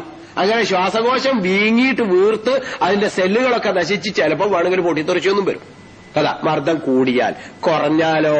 കുറഞ്ഞാൽ വലിച്ചാൽ കിട്ടൂല. എന്നിട്ട് വായും മൂക്കും കൂടെ കൂട്ടി വലിച്ചാലും ഇങ്ങോട്ട് കിട്ടൂല മർദ്ദം കുറഞ്ഞാല്. ഇപ്പൊ നമ്മളെങ്ങാനും ഉറങ്ങാന്ന് വെച്ചാൽ ആ ജാതി ഒരവസ്ഥയാണ്. വായുവിന്റെ മർദ്ദം കുറഞ്ഞ അവസ്ഥ തന്നെ ഉറങ്ങാൻ കഴിയൂല. കാരണം ഉറങ്ങുമ്പോ ഈ വലി കുറയല്ലോ. അതുകൊണ്ട് സ്വാഭാവികമായി ശ്വാസം മുട്ടിയിട്ട് ഇങ്ങോട്ട് എണീറ്റ് പോകും. അപ്പൊ മർദ്ദം പാകപ്പെടുത്തിയിട്ടുണ്ട്.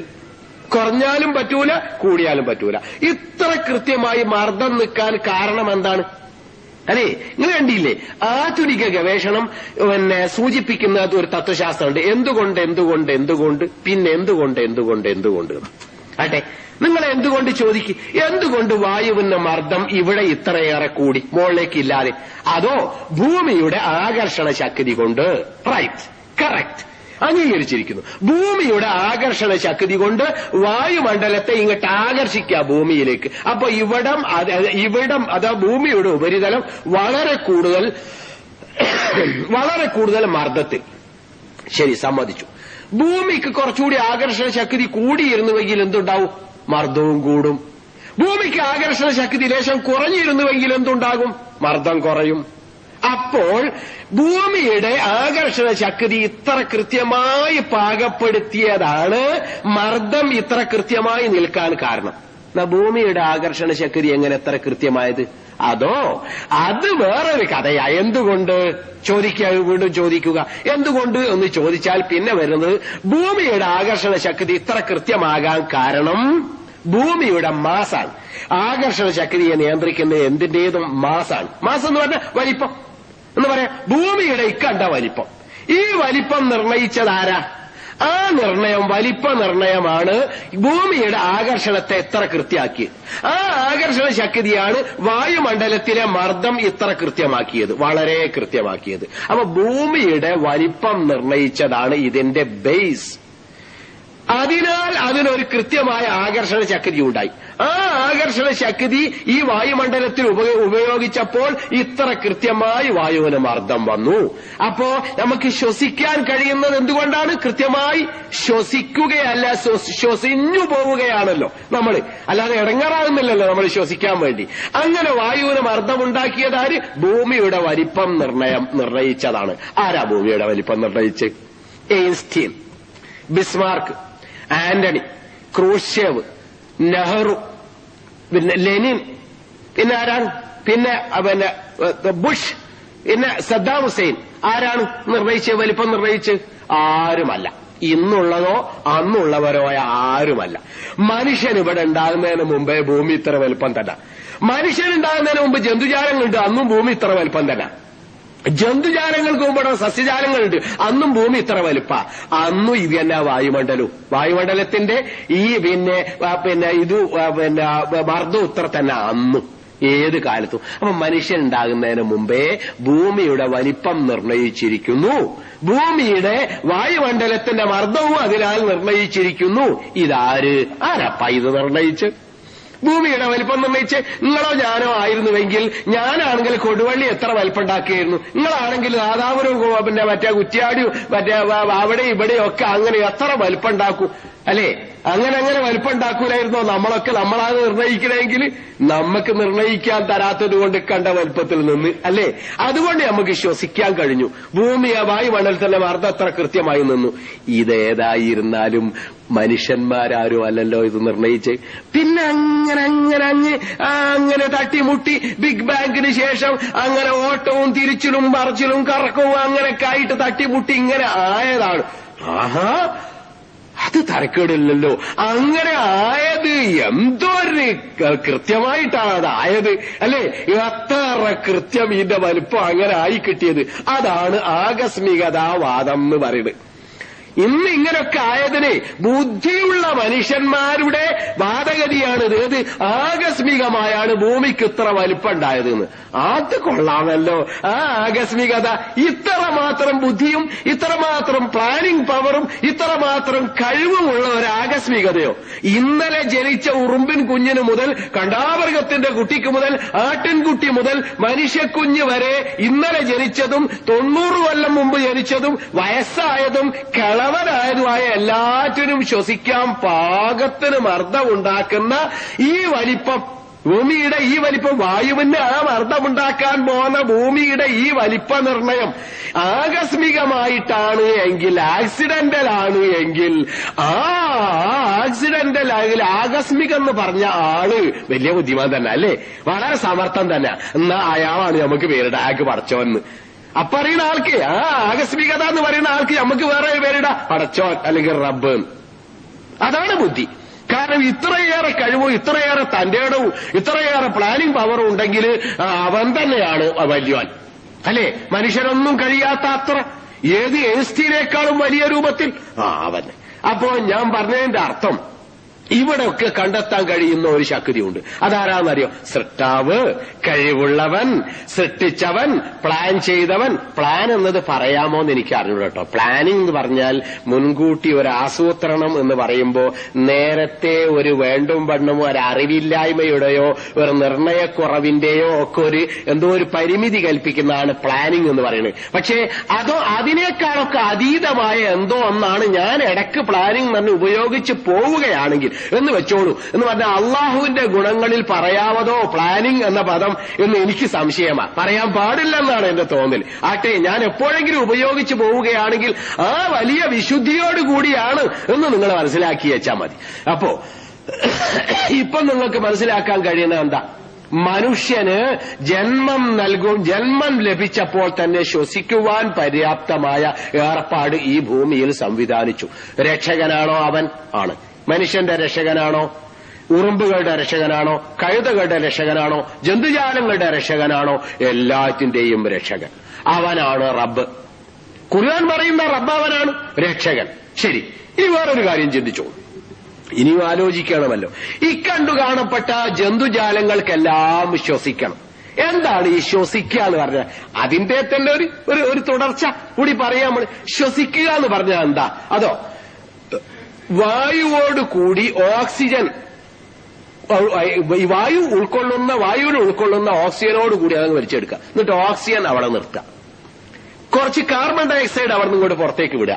അത് ഈ വായുവോട് കൂടി പുറത്തള്ളുക. അപ്പൊ ഓക്സിജൻ അങ്ങോട്ട് എടുത്തു, കാർബൺ ഡൈ ഓക്സൈഡ് പുറത്തേക്ക് തള്ളി.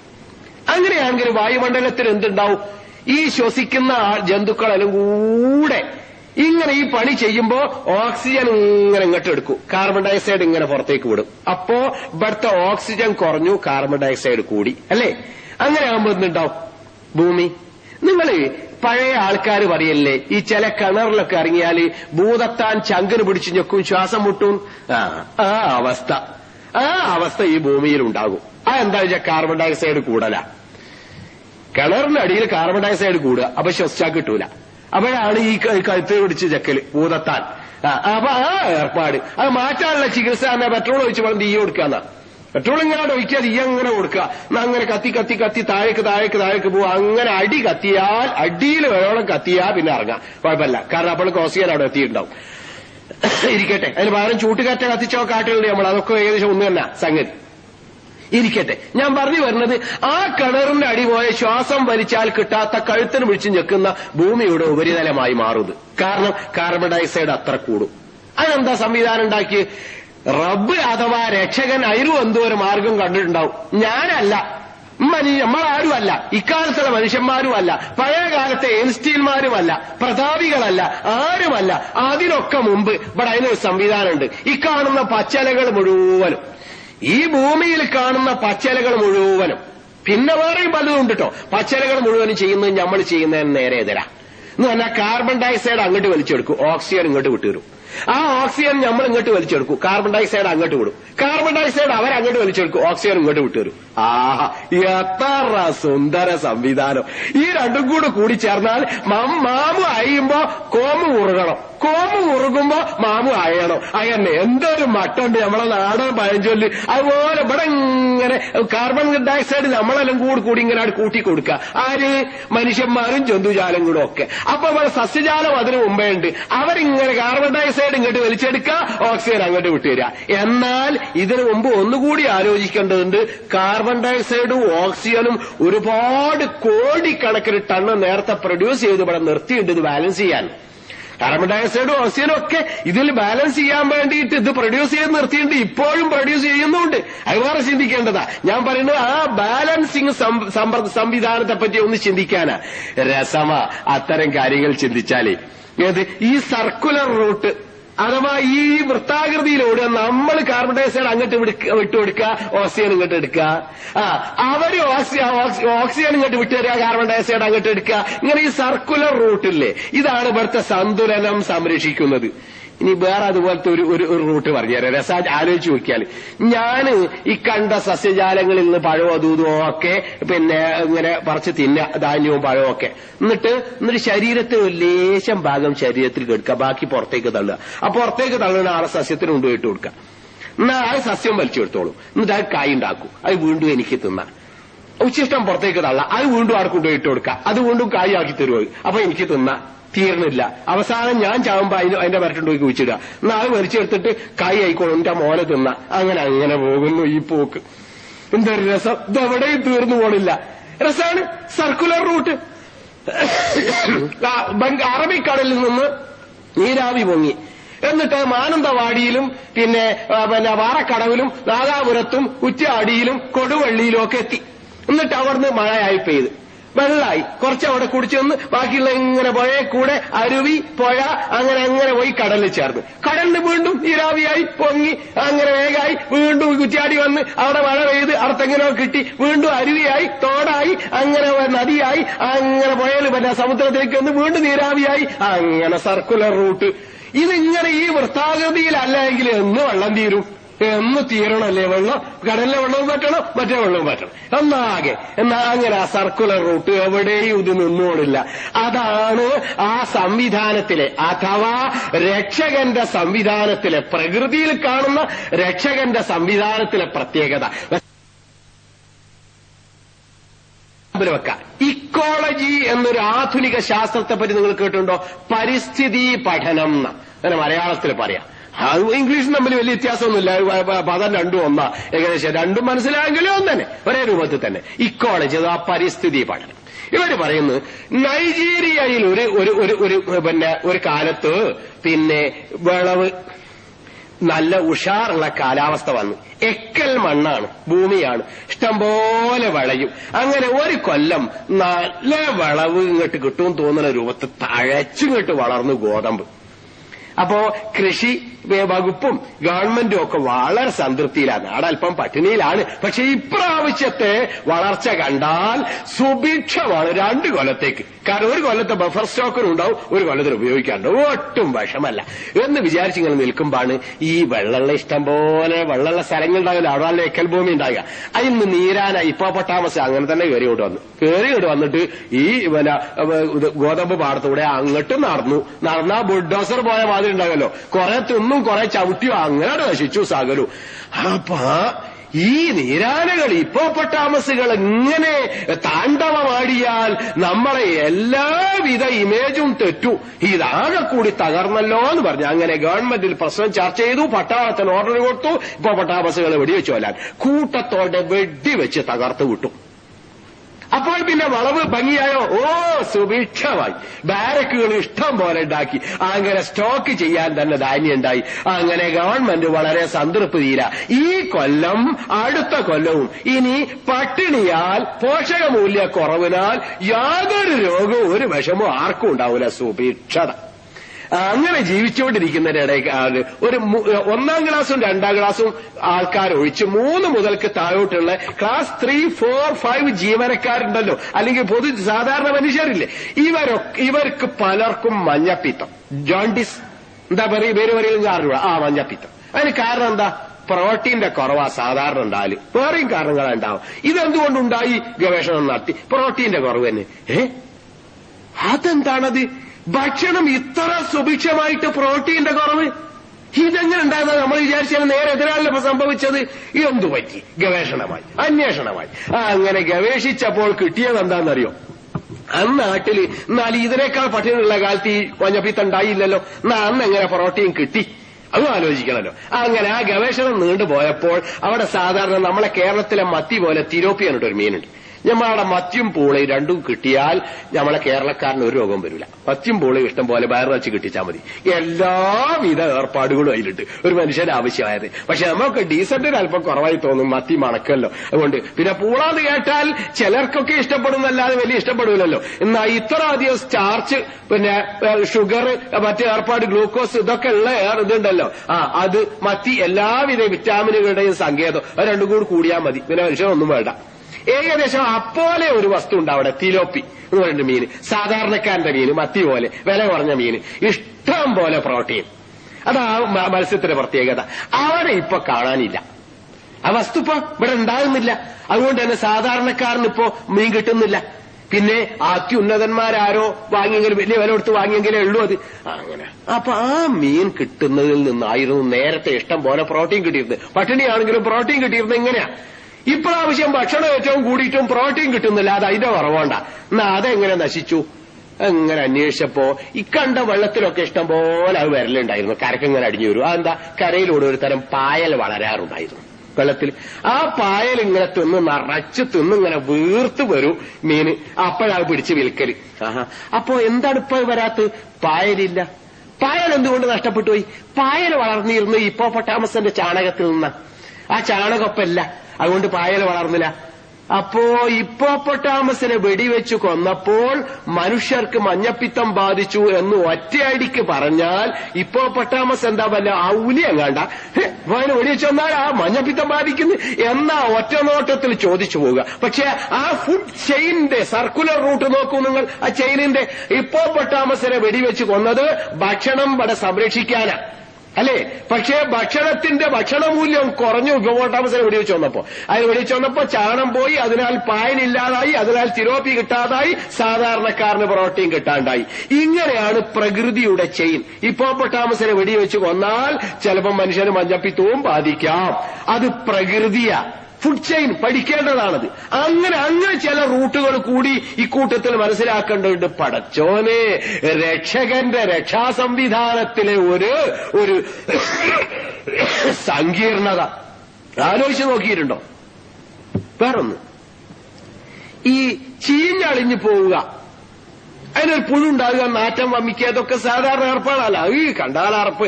അഥവാ ചീഞ്ഞളിഞ്ഞിട്ട് ഇങ്ങനെ പുഴു ഇങ്ങനെ തിളക്കണ കണ്ട മോണീസിന് വലിയ ഭക്ഷണം കഴിക്കൂല. ആട്ടെ, അതില്ലാണ്ടിക്ക.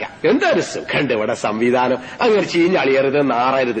അങ്ങനെ ഉണങ്ങി അവിടെ കിടന്നോളണം, സ്റ്റഫായിട്ട് അവിടെ കിടന്നോളണം. എന്തൊരു സുഖം ഉണ്ടാവും അത്, അല്ലേ? അതിനെപ്പറ്റി ഇങ്ങനെ ആലോചിച്ച് ഒരു പഠനം നടത്തി. അങ്ങനെ 12-14 കൊല്ലം കഴിയുമ്പോഴേക്കും മനുഷ്യൻ വെക്കുന്ന 3ാമത്തെ ചവിട്ടടി ഒരു ശവത്തിന്റെ മുകളിലായിരിക്കുന്ന. ഏതൊരു മനുഷ്യനും വെക്കുന്ന 3ാമത്തെ ചവിട്ടടി ഒരു ശവത്തിന്റെ മുകളായിരിക്കും. അത്ര ശവം കൊന്നുകൂടും ചീഞ്ഞളിഞ്ഞു പോകുന്നില്ല എങ്കിൽ.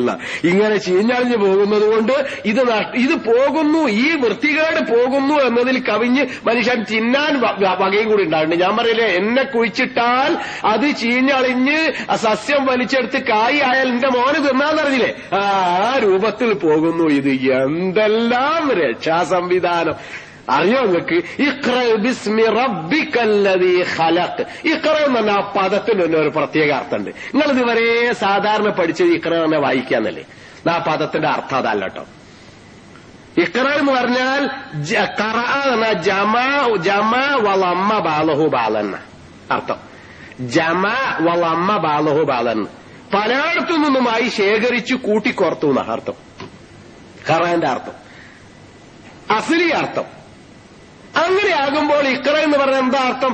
പലയിടത്തു നിന്നുമായി വിജ്ഞാനം ശേഖരിക്കുക, കൂട്ടിക്കോർത്ത് ചിന്തിക്കുക. അപ്പൊ നിങ്ങൾക്ക് ആരെ കാണാൻ കഴിയും? റബ്ബിക്കല്ലദീ ഖലഖ്, നിങ്ങളെ സൃഷ്ടിച്ചവനും നിങ്ങളുടെ രക്ഷകനുമായവരെ കണ്ടെത്താൻ കഴിയുന്നു. അപ്പൊ ഈ ഹിപ്പോപ്പൊട്ടാമസിനെയും പഠിക്കണം, അപ്പുറത്തുള്ള പിന്നെ ശവത്തെയും പറ്റി പഠിക്കണം, ഇപ്പുറത്ത് മഴവെള്ളത്തെയും പറ്റി പഠിക്കണം, അപ്പുറത്ത് ഒട്ടകത്തെ പറ്റി പഠിക്കണം, ഇപ്പുറത്തെ അലക്കിനെ പറ്റി പഠിക്കണം. അങ്ങനെ ഒരുപാട് പഠിച്ചിട്ട് കൂട്ടിച്ചേർത്തോട് ചിന്തിച്ചു നോക്കൂ. അപ്പൊ ഇങ്ങനെ തെളിഞ്ഞു വരുന്ന ഒരു രൂപം കാണാം. അത് നിങ്ങളുടെ റബ്ബും ഖാലിഖുമായിരിക്കും, നിങ്ങളുടെ രക്ഷകൻ, നിങ്ങളുടെ സൃഷ്ടാവ്. അത് പഠിക്കാൻ തന്നെ ഇഖ്റ എന്ന് പറഞ്ഞു. ഇഖ്റ ബിസ്മി റബ്ബിക്കല്ലദീ ഖലഖ് ഖലഖൽ ഇൻസാന മിൻ അലഖ്. അപ്പൊ അത് മനസ്സിലായല്ലോ. ഇനി ഇരിക്കട്ടെ. ഇനി റബ്ബ് എന്ന് പറഞ്ഞാൽ ഇനി നമുക്ക് ആലോചിച്ച് നോക്കാം. വേറൊന്ന് ശ്വസിക്കുന്നതിനെ പറ്റി പറഞ്ഞപ്പോ നമ്മൾ പോകുന്നത് ഇരിക്കട്ടെ. ഇനി മുലപ്പാൽ, ചെറിയൊരു ചിന്ത. ഒരു കുട്ടി പുറത്തേക്ക് വരുമ്പോൾ അതിന് ശ്വസിച്ചാൽ മാത്രം പോരാ, ഭക്ഷണം വേണം. ഭക്ഷണം എന്ത് ഭക്ഷണമാണ് നല്ലത്? അതിന്റെ ദഹനേന്ദ്രിയങ്ങൾ ഇതുവരെ പ്രവർത്തിച്ചു തുടങ്ങിയില്ല, അതിന്റെ ദഹന രസങ്ങൾ ഇതുവരെ ഉൽപ്പാദിപ്പിച്ചു തുടങ്ങിയില്ല. അപ്പൊ അതൊക്കെ തുടങ്ങണ മാത്രം പോരാ, അതിന് വളരാൻ വേണ്ട ഇന്ധനം കിട്ടുകയും വേണം. രണ്ടും കൂടെ വേണമല്ലോ. അതിനെ പറ്റി എന്ത് ഭക്ഷണമാണ് കൊടുക്കുക? അത് മിൽമന്റെ ഫുഡ് പാക്കറ്റിന്റെ മുകളിൽ നോക്കി നിങ്ങൾ, അല്ലെ പരസ്യത്തിൽ നോക്കിക്കോളൂ. കുട്ടിക്ക് ഏറ്റവും നല്ലത് ബ്രസ്റ്റ് മിൽക്ക്, പിന്നെ ഞങ്ങളുടെ മിൽമ. അതാണല്ലോ എല്ലാവരുടെയും പരസ്യം അങ്ങനെ പോണ്. കുട്ടിക്ക് ഏറ്റവും നല്ലത് മാതാവിന്റെ മുലപ്പാൽ, അത് കഴിഞ്ഞാൽ പിന്നെ ഞങ്ങളുടെ ഫാക്ടറിയിൽ നിന്ന് ഉൽപ്പാദിപ്പിക്കുന്ന പാൽപ്പൊടി അല്ലെങ്കിൽ ശിശു ആഹാരം. ഇതാണല്ലോ പറയുന്നത്. ഇരിക്കട്ടെ. അപ്പൊ ആദ്യത്തേത് ബ്രസ്റ്റ് മിൽക്കാണ്. ബ്രസ്റ്റ് മിൽക്കിന് എന്തെല്ലാം ഗുണമുണ്ട്? പോഷക ഗുണങ്ങളെല്ലാം ഉണ്ട്. കുട്ടിക്ക് എന്തൊക്കെ വേണം അതൊക്കെ ഉണ്ട്. പിന്നെ രോഗം തടയാനുള്ള ഏർപ്പാടുകളുണ്ട്. പിന്നെ ചൂട് പാകതയുണ്ട്. പിന്നെ സൂക്ഷിച്ചാൽ കേടാവില്ല. എവിടെ? മുലക്കുള്ളിലെ, മുലക്കകത്ത് സൂക്ഷിച്ചാൽ കേടാവില്ല. പിന്നെ നിപ്പിൾ കാറ്റ് കടക്കാത്തതാണ്, എയർ ടൈറ്റ് ആണ്, അതുകൊണ്ട് ഏറെ വിഴുങ്ങണ കുഴപ്പമില്ല. പിന്നെ നിപ്പിളിൽ നിന്ന് വരാവുന്ന രോഗബീജങ്ങൾ അതുകൊണ്ട് ഉണ്ടാവുകയില്ല.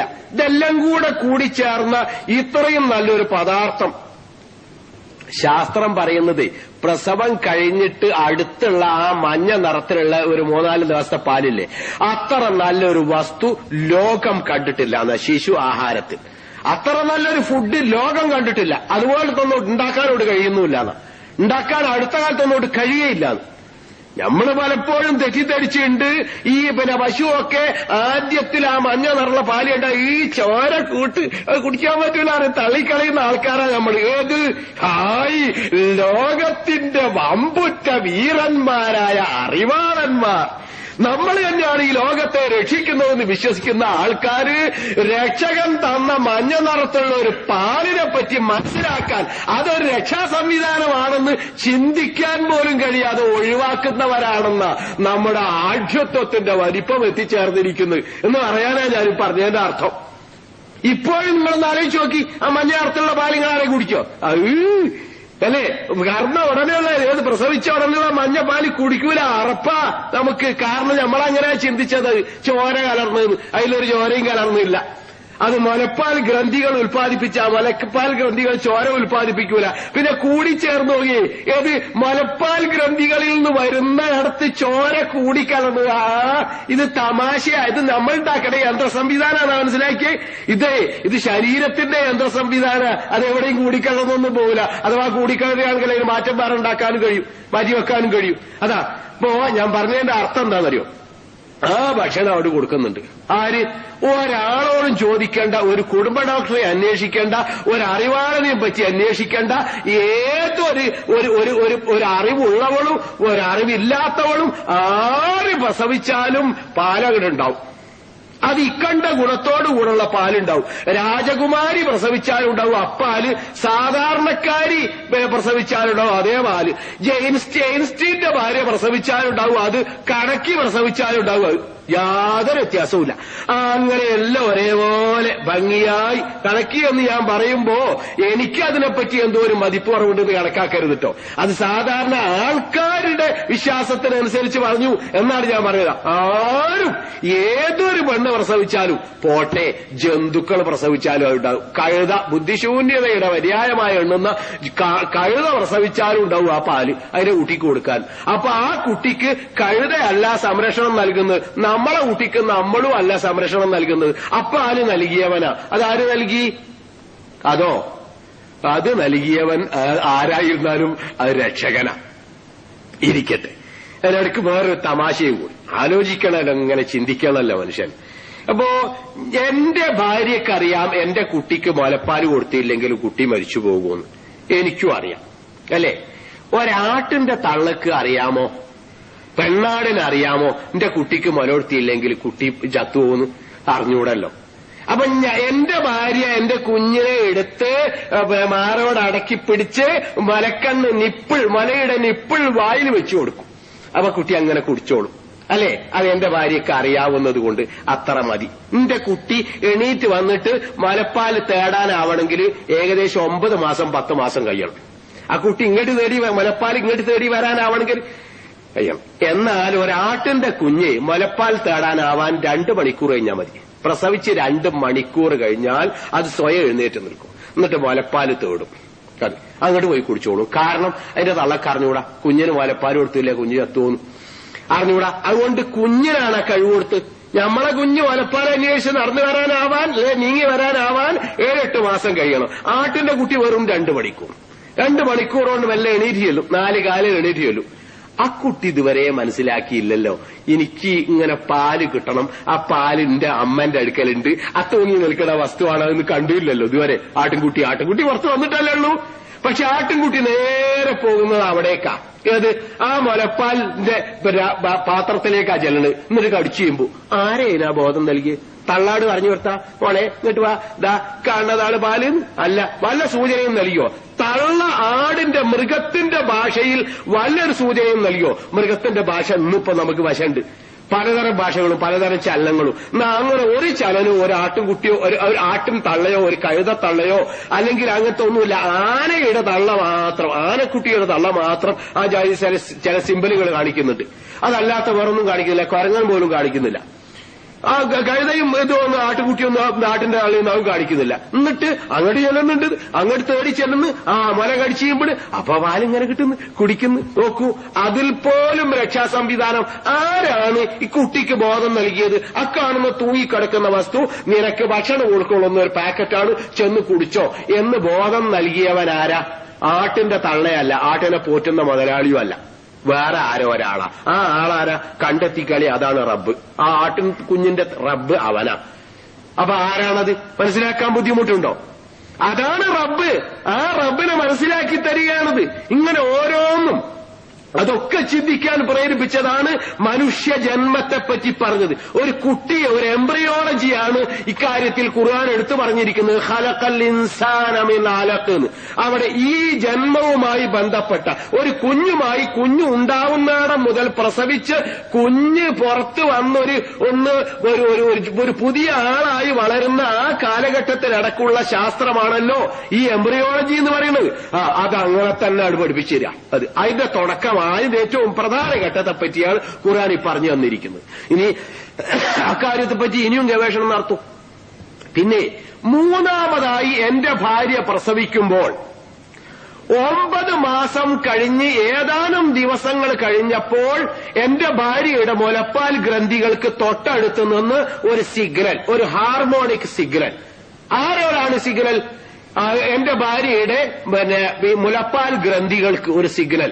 ആ സിഗ്നൽ ഒരു കൽപ്പനയാണ്, പ്രവർത്തനം തുടങ്ങുമെന്ന്. ഇതുവരെ അത് പ്രവർത്തിച്ചിട്ട് 4 കൊല്ലം.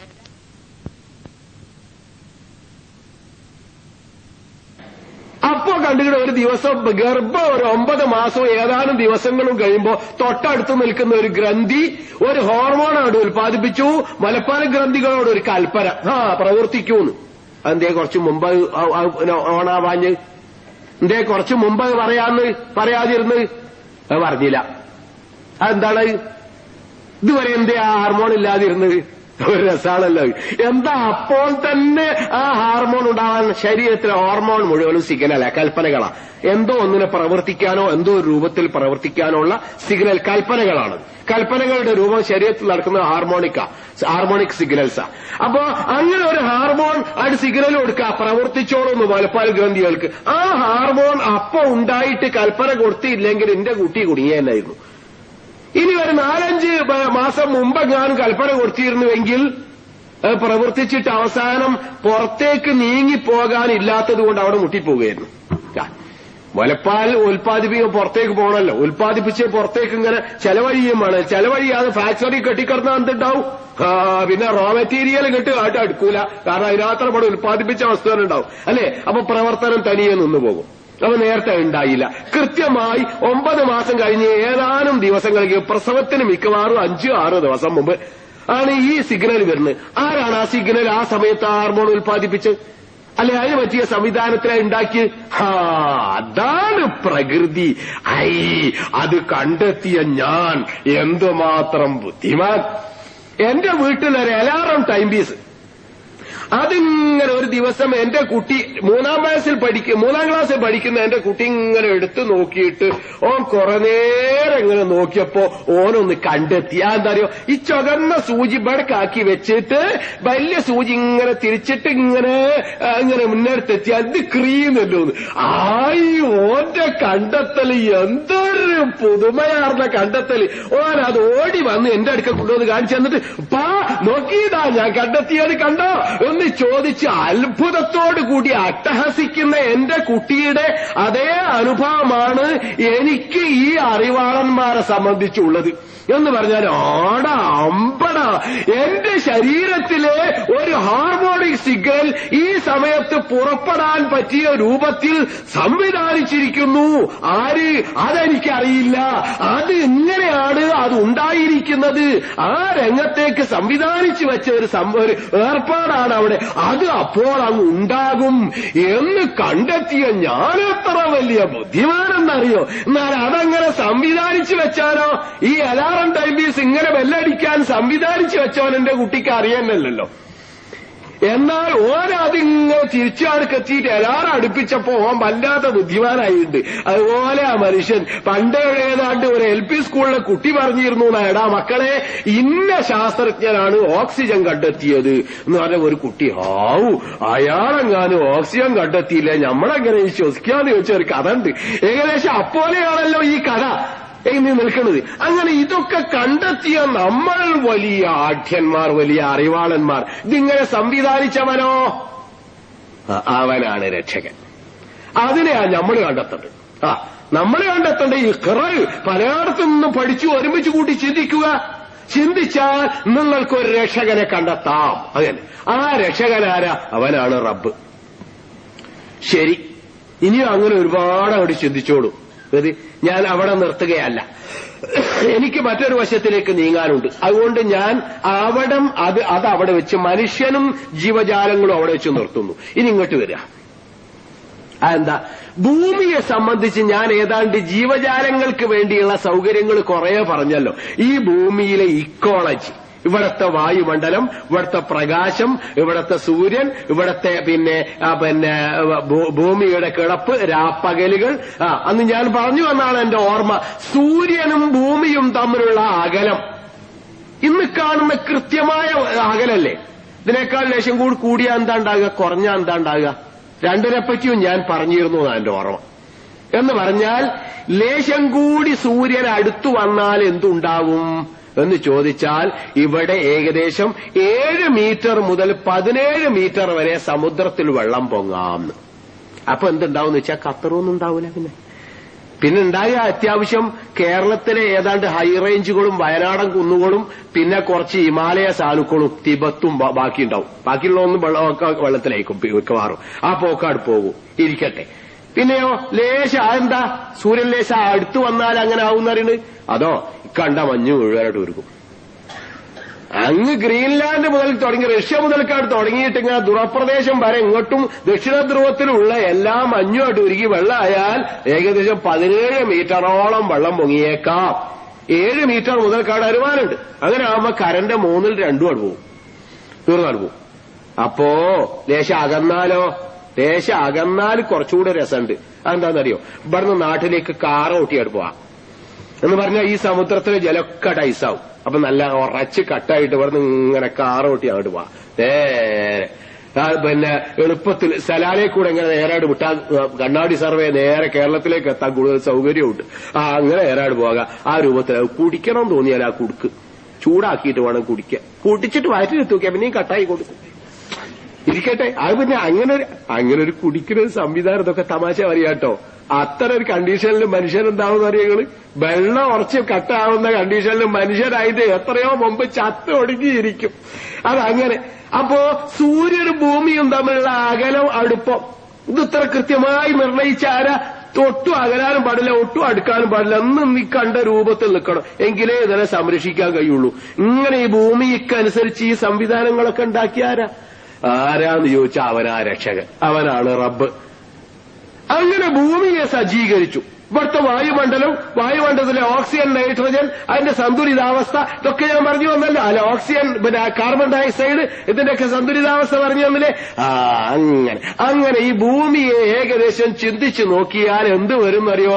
അലം നജ്അലിൽ അർള മിഹാദാ എന്ന് പറയുന്നത്. ഭൂമിയെ നാം തൊട്ടിലാക്കിയില്ലയോ?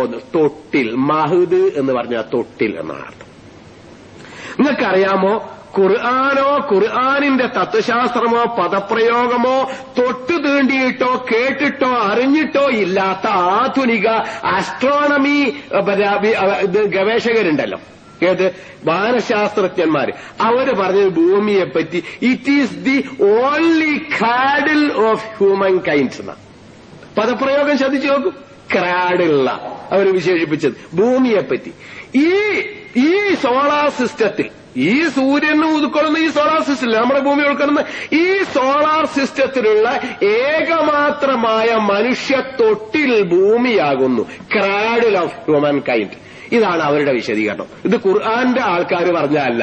ഖുർആൻ ഇവിടെ 7-ാം നൂറ്റാണ്ടിൽ പറഞ്ഞു അലം നജ്അലിൽ അർള മിഹാദാൻ, ഭൂമിയെ നാം തൊട്ടിലാക്കിയില്ലയോ. സെയിം പദം, മഹദ്, ക്രാഡ്, ഒരൊറ്റ പദം. ഇത് 21-ാം നൂറ്റാണ്ടിലേക്ക് എത്തി നോക്കിക്കൊണ്ടിരിക്കുമ്പോ ഇവര് പറഞ്ഞു ക്രാഡിൽ ഓഫ് ഹ്യൂമൻ കൈൻഡ്. ആര്? അസ്ട്രോണമി ഗവേഷകർ. ഖുർആൻ പറഞ്ഞതോ? ഖുർആൻ പറഞ്ഞത് 7-ാം നൂറ്റാണ്ടിന്റെ തുടക്കത്തിൽ. അവിടെയാണ് ഖുർആൻ പറഞ്ഞിരിക്കുന്നത് എന്ത്? മഹദ് അലം നജ്അലിൽ അർള മിഹാദാൻ. അതാണ് ഖുർആന്റെ പ്രത്യേകത. ആ മഹദ് എന്ന പദപ്രയോഗം അങ്ങനെ തന്നെ ശരിയായിരുന്നു, അത് ഏറ്റവും ഫിറ്റാണെന്നും ആധുനിക ഗവേഷകർ തെളിയിച്ചു. നിങ്ങൾ പറയും സനുരീഹിം ആയാതിനാ ഫിൽ ആഫാഖി വഫി അൻഫുസിഹിം ഹത്താ യതബയ്യന അന്നഹു, നിങ്ങൾ പൂരിപ്പിക്കൂ, അൽ ഹഖ്, അല്ലേ? അതാണ് നിത്യസത്യം എന്ന് മനുഷ്യന് ബോധ്യം വരുവോളം ഈ ചക്രവാളങ്ങളിലും നിങ്ങളിലും തെളിവുകൾ നാം തന്നുകൊണ്ടേയിരിക്കും ഇനിയും എന്നായി പറഞ്ഞതിന്റെ അർത്ഥം. അങ്ങനെ ബോധ്യപ്പെടണം. ആരെപ്പറ്റി? രക്ഷകനെപ്പറ്റി, അള്ളാഹുവിനെപ്പറ്റി, റബ്ബിനെപ്പറ്റി, സൃഷ്ടാവിനെപ്പറ്റി. അതാണ് ഈ പറഞ്ഞു തരുന്നതിന്റെ അർത്ഥം, മറ്റൊന്നല്ല. ശരി, ഇനി ഒരു കാര്യം ചിന്തിച്ചോളൂ. പിന്നെ പറഞ്ഞ് ഭൂമിയെ തൊട്ടിലാക്കി, ആകാശത്തെ മേൽപ്പുരയാക്കി, അല്ലേ? അത് ഞാൻ സഖ്വും മഹ്ഫൂൾ എന്നാണ് ഖുർആന്റെ ചില പ്രയോഗം. സംരക്ഷണ മേൽപ്പുരാൻ ഞാൻ കഴിഞ്ഞ പ്രാവശ്യം വിശദീകരിച്ചിരുന്നു. ഭൂമിക്ക് ചുറ്റും ഒരു വായുമണ്ഡലം, പിന്നെ ഒരു ഓസോൺ ബെൽറ്റ്, പിന്നെ ഒരു മാഗ്നറ്റിക് ബെൽറ്റ്. ഇതോടുകൂടി ഭൂമിയെ ശരിക്കും ഭൂമിയുടെ മേൽപ്പുല വളരെ രക്ഷാകരമായ ഒരു മേൽപ്പുരയായി.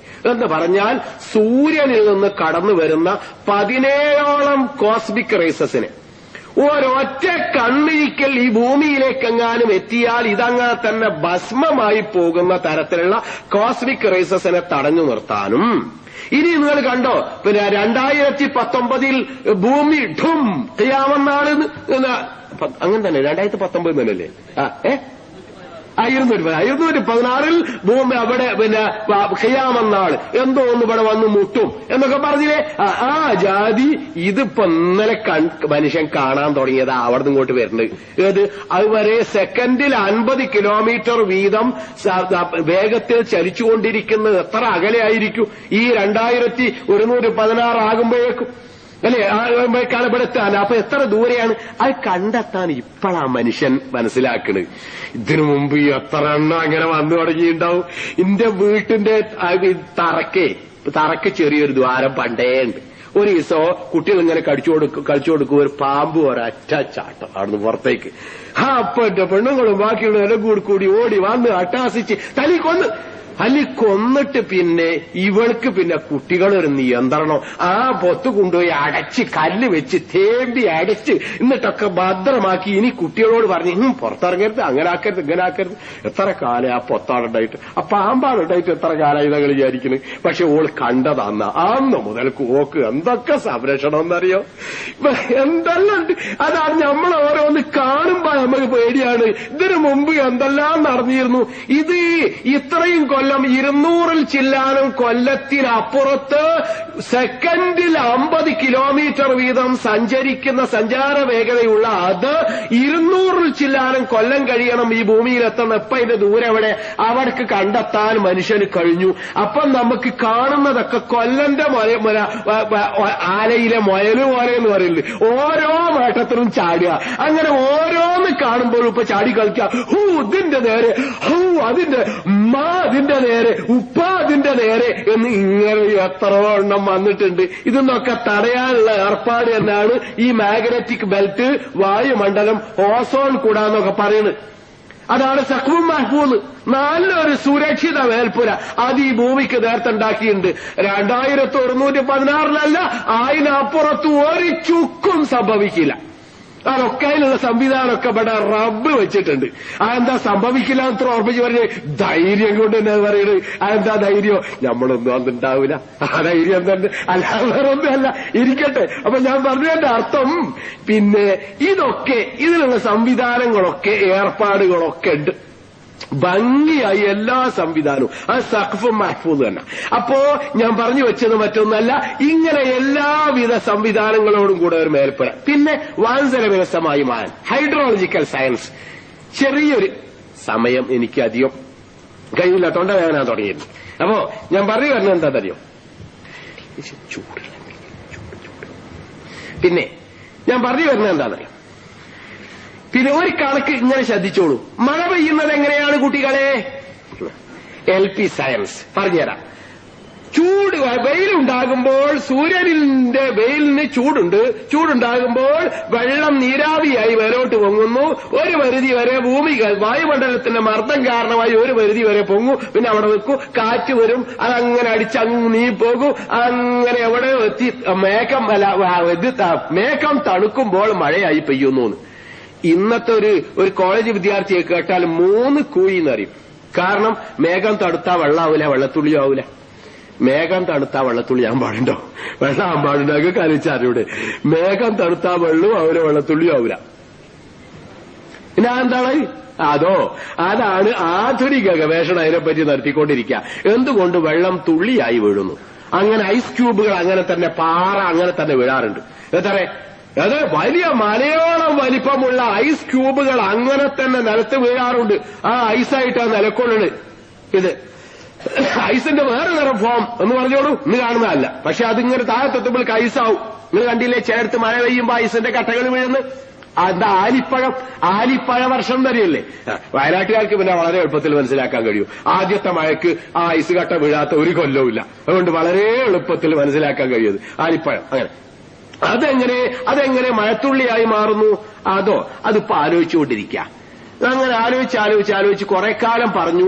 ഭൂമിയിലുള്ള പൊടിപടലങ്ങൾ ഇങ്ങനെ പോകുമ്പോ ഓരോ പൊടിയെയും പൊടി മേഘത്തോട് ഫെർട്ടിലൈസ് ചെയ്യുമ്പോൾ അതിൽ നിന്ന് ഓരോ പൊടിയോടും കേന്ദ്രീകരിച്ചുകൊണ്ട് ഓരോ തുള്ളിയാകുക. ജീരക മുട്ടായി ഉണ്ടാക്കുന്നത് ഓരോ ജീരകത്തെയും കേന്ദ്രീകരിച്ച് മുട്ടായി ഉണ്ടായാലും അതുപോലെ ഓരോ ധൂളിയെയും കേന്ദ്രീകരിച്ച് ഓരോ തുള്ളി അങ്ങനെ അങ്ങോട്ട് പെയ്യാണ് മഴ എന്ന്. വാർസല്ല റിയാഹ ലവാഖിഹ എന്ന് ഖുർആനിലെ ഒരു പദപ്രയോഗമുണ്ട്.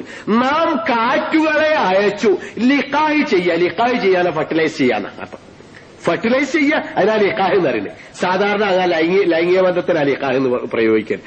അപ്പോ മേഘത്തെ ഫെർട്ടിലൈസ് ചെയ്യാനുള്ള കാറ്റിനെ നാം അയക്കുന്നു എന്ന് പറഞ്ഞപ്പോ ആൾക്കാർ അക്കാലത്ത് വ്യാഖ്യാനിച്ചു പൊടിപടലമുള്ള കാറ്റ് മേഘത്തെ ഫെർട്ടിലൈസ് ചെയ്തു, അങ്ങനെ മഴയായി വെള്ളത്തുള്ളിയായി ഇങ്ങനെ വീഴുന്നു. പക്ഷേ അതല്ല ശരി. അത് ഖുർആൻ പറഞ്ഞത് പൊടിയെ കേന്ദ്രീകരിച്ചുകൊണ്ട് മഴത്തുള്ളി വീഴുന്നു എന്നല്ല. ഇന്നും സയൻസിന് അതൊരു ചോദ്യചിഹ്നമായി നിൽക്കുന്നു. മേഘം എന്തുകൊണ്ട് തുള്ളിയായി പെയ്യുന്നു, വെള്ളത്തുള്ളിയായി പെയ്യുന്നു? ഇന്നും അത്ഭുതം തന്നെയാണ്. ഖുർആനിൽ പറഞ്ഞത് എന്താണെന്നറിയോ? അടിഞ്ഞുകൂടിയ മേഘം അടിഞ്ഞു കൂടുമ്പോൾ ഓരോ മേഘത്തിൽ നിന്നും, മേഘത്തിന്റെ ചലനത്തിൽ നിന്നും, മേഘത്തിന്റെ മാസിൽ നിന്നും വിവിധ തരത്തിലുള്ള വൈദ്യുതി പ്രവാഹം, എന്തൊക്കെ മേഘത്തിന്റെ മാസ്, മേഘത്തിന്റെ ഡെൻസിറ്റി, മേഘത്തിന്റെ സ്പീഡ്, ഇവയെല്ലാം കൂടെ കേന്ദ്രീകരിച്ചിട്ട് അതിന്ന് ഓരോന്നിൽ നിന്നും പിന്നെ വൈദ്യുതി പുറപ്പെടുന്നുണ്ട്. ആ പുറപ്പെടുന്ന വൈദ്യുതിക്ക് ഒരു പ്രത്യേക രൂപമുണ്ട്. അത് പ്ലസ് കൂടിയ മൈനസ് എവിടെ ഉണ്ടോ അവിടേക്ക് ഒഴുകും. അതൊരു സ്വഭാവമാണ്.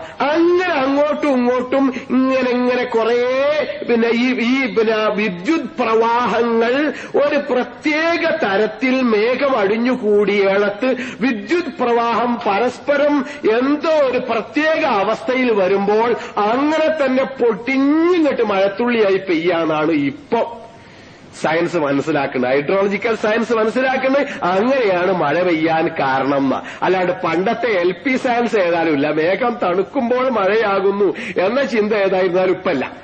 ഇരിക്കട്ടെ, ഞാൻ പറഞ്ഞത് ഖുർആനിൽ വേറൊരു തത്വചിന്തയുണ്ട്. അത് ഇന്നത്തെ ഹൈഡ്രോളജിക്കൽ സയൻസ് അതിന്റെ 50% അംഗീകരിക്കുന്നുള്ളൂ, 50 അംഗീകരിച്ചിട്ടില്ല. എന്ന് പറഞ്ഞാൽ ഒരു ഉദാഹരണം, ഭൂമിയിൽ നിന്ന് പിന്നെ നീരാവിയായി പൊങ്ങുക എത്ര കപ്പാസിറ്റി എന്ന് പറഞ്ഞാൽ ഒരു സെക്കൻഡിൽ ഇത്ര പൊങ്ങുക കണക്കാക്കാലോ നമുക്കിന്ന്. അങ്ങനെ കണക്കാക്കി നോക്കിയാൽ ഭൂമിയിൽ നിന്ന് പൊങ്ങുന്ന നീരാവിയാൽ ഉണ്ടായിത്തീരുന്ന മഴവെള്ളത്തിന്റെ 2 ഇരട്ടി കൂടി ഇങ്ങോട്ട് വെള്ളമായി പെയ്യുന്നുണ്ട്. ഇതാ എന്ന് പറഞ്ഞാൽ 1 ഇവിടുന്ന് പോകുന്നതെങ്കിൽ 3 ഇങ്ങോട്ട് തിരിച്ചു വരുന്നു. അങ്ങോട്ട് പോണത് ഒരു യൂണിറ്റ്, 1 ടണ്ണാണെങ്കിൽ 3 യൂണിറ്റായി തിരിച്ചു വരുന്നു, 3 ടണ്ണായി തിരിച്ചു വരുന്നു. അങ്ങോട്ട് ഇതോ കണക്കൂട്ടിക്കൊണ്ട് അങ്ങോട്ട് ഒരു യൂണിറ്റ്, ഇങ്ങോട്ട് 3 യൂണിറ്റായി തിരിച്ചു വരുന്നു. അപ്പൊ ആയിരുന്ന ഈ വെള്ളം 1 അങ്ങോട്ട് പോയുള്ളൂ. പിന്നെ ഇങ്ങോട്ട് 3 യൂണിറ്റ് വന്നു, ആയിരുന്നു കിട്ടിയ വെള്ളം. അതാണ് വാർസല്ല റിയാഹ ലവാഖിയന്റെ ഏകദേശം ഒരർത്ഥമെന്നാണ് ഇപ്പോൾ ചിന്തിച്ചു വരുന്നത്. എന്ന് പറഞ്ഞാൽ there is an unknown source. ഈ നമ്മുടെ ഈ മേഘത്തിനും നമുക്കറിയാവുന്ന മാനത്തിനും അപ്പുറത്ത് ഏതോ ഒരു അൺനോൺ സ്രോതസ്, അവിടെ ഇഷ്ടംപോലെ ജലം ഏതെങ്കിലും തരത്തിലുള്ള കണികകളായി നിലകൊള്ളുന്നു.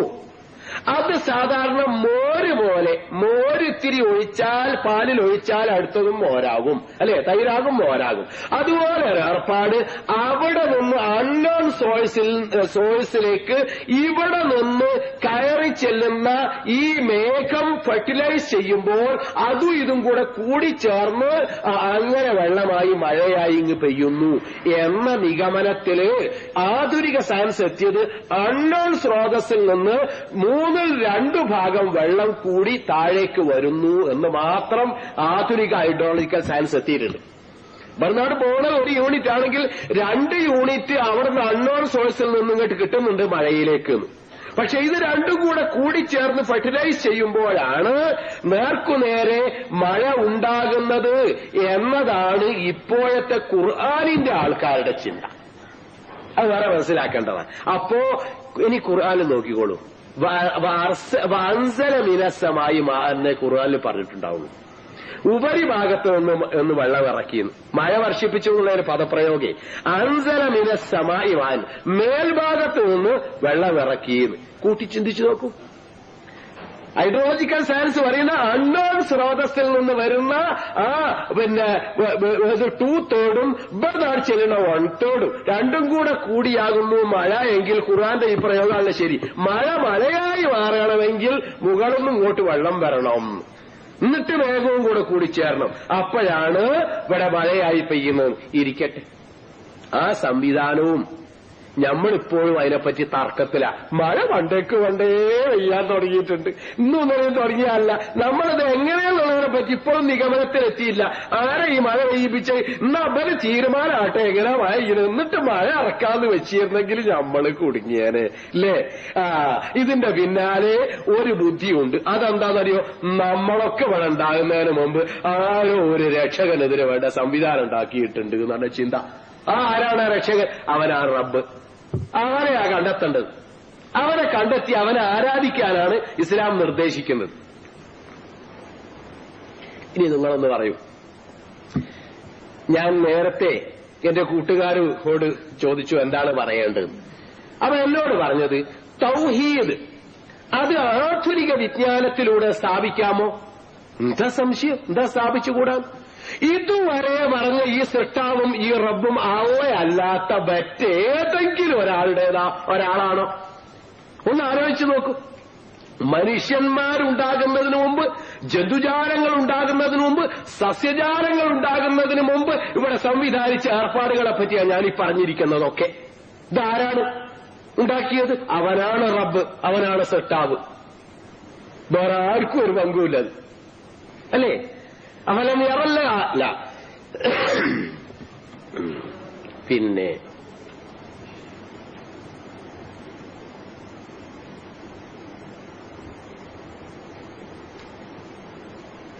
സഭയിലുണ്ടാകുന്ന ഒരായത്ത തുടക്കം ഓർമ്മയിൽ വരുന്നില്ല. ഇങ്ങനെയാണ് അതിന്റെ അർത്ഥം. കിട്ടാത്തത് കൂടി തെറ്റിച്ച് ഓതേണ്ടതില്ലല്ലോ. അതുകൊണ്ട് ആയത്ത് ഓതുന്നില്ല. പിന്നെ ഇങ്ങനെയാണ് അതിലെ വസ്തുത. ഈ അള്ളാഹുവിനെ കൂടെ മറ്റുള്ളവരോട് വിളിച്ച് പ്രാർത്ഥന നടത്തുന്നവർ ചിന്തിച്ചു നോക്കിയിട്ടുണ്ടോ?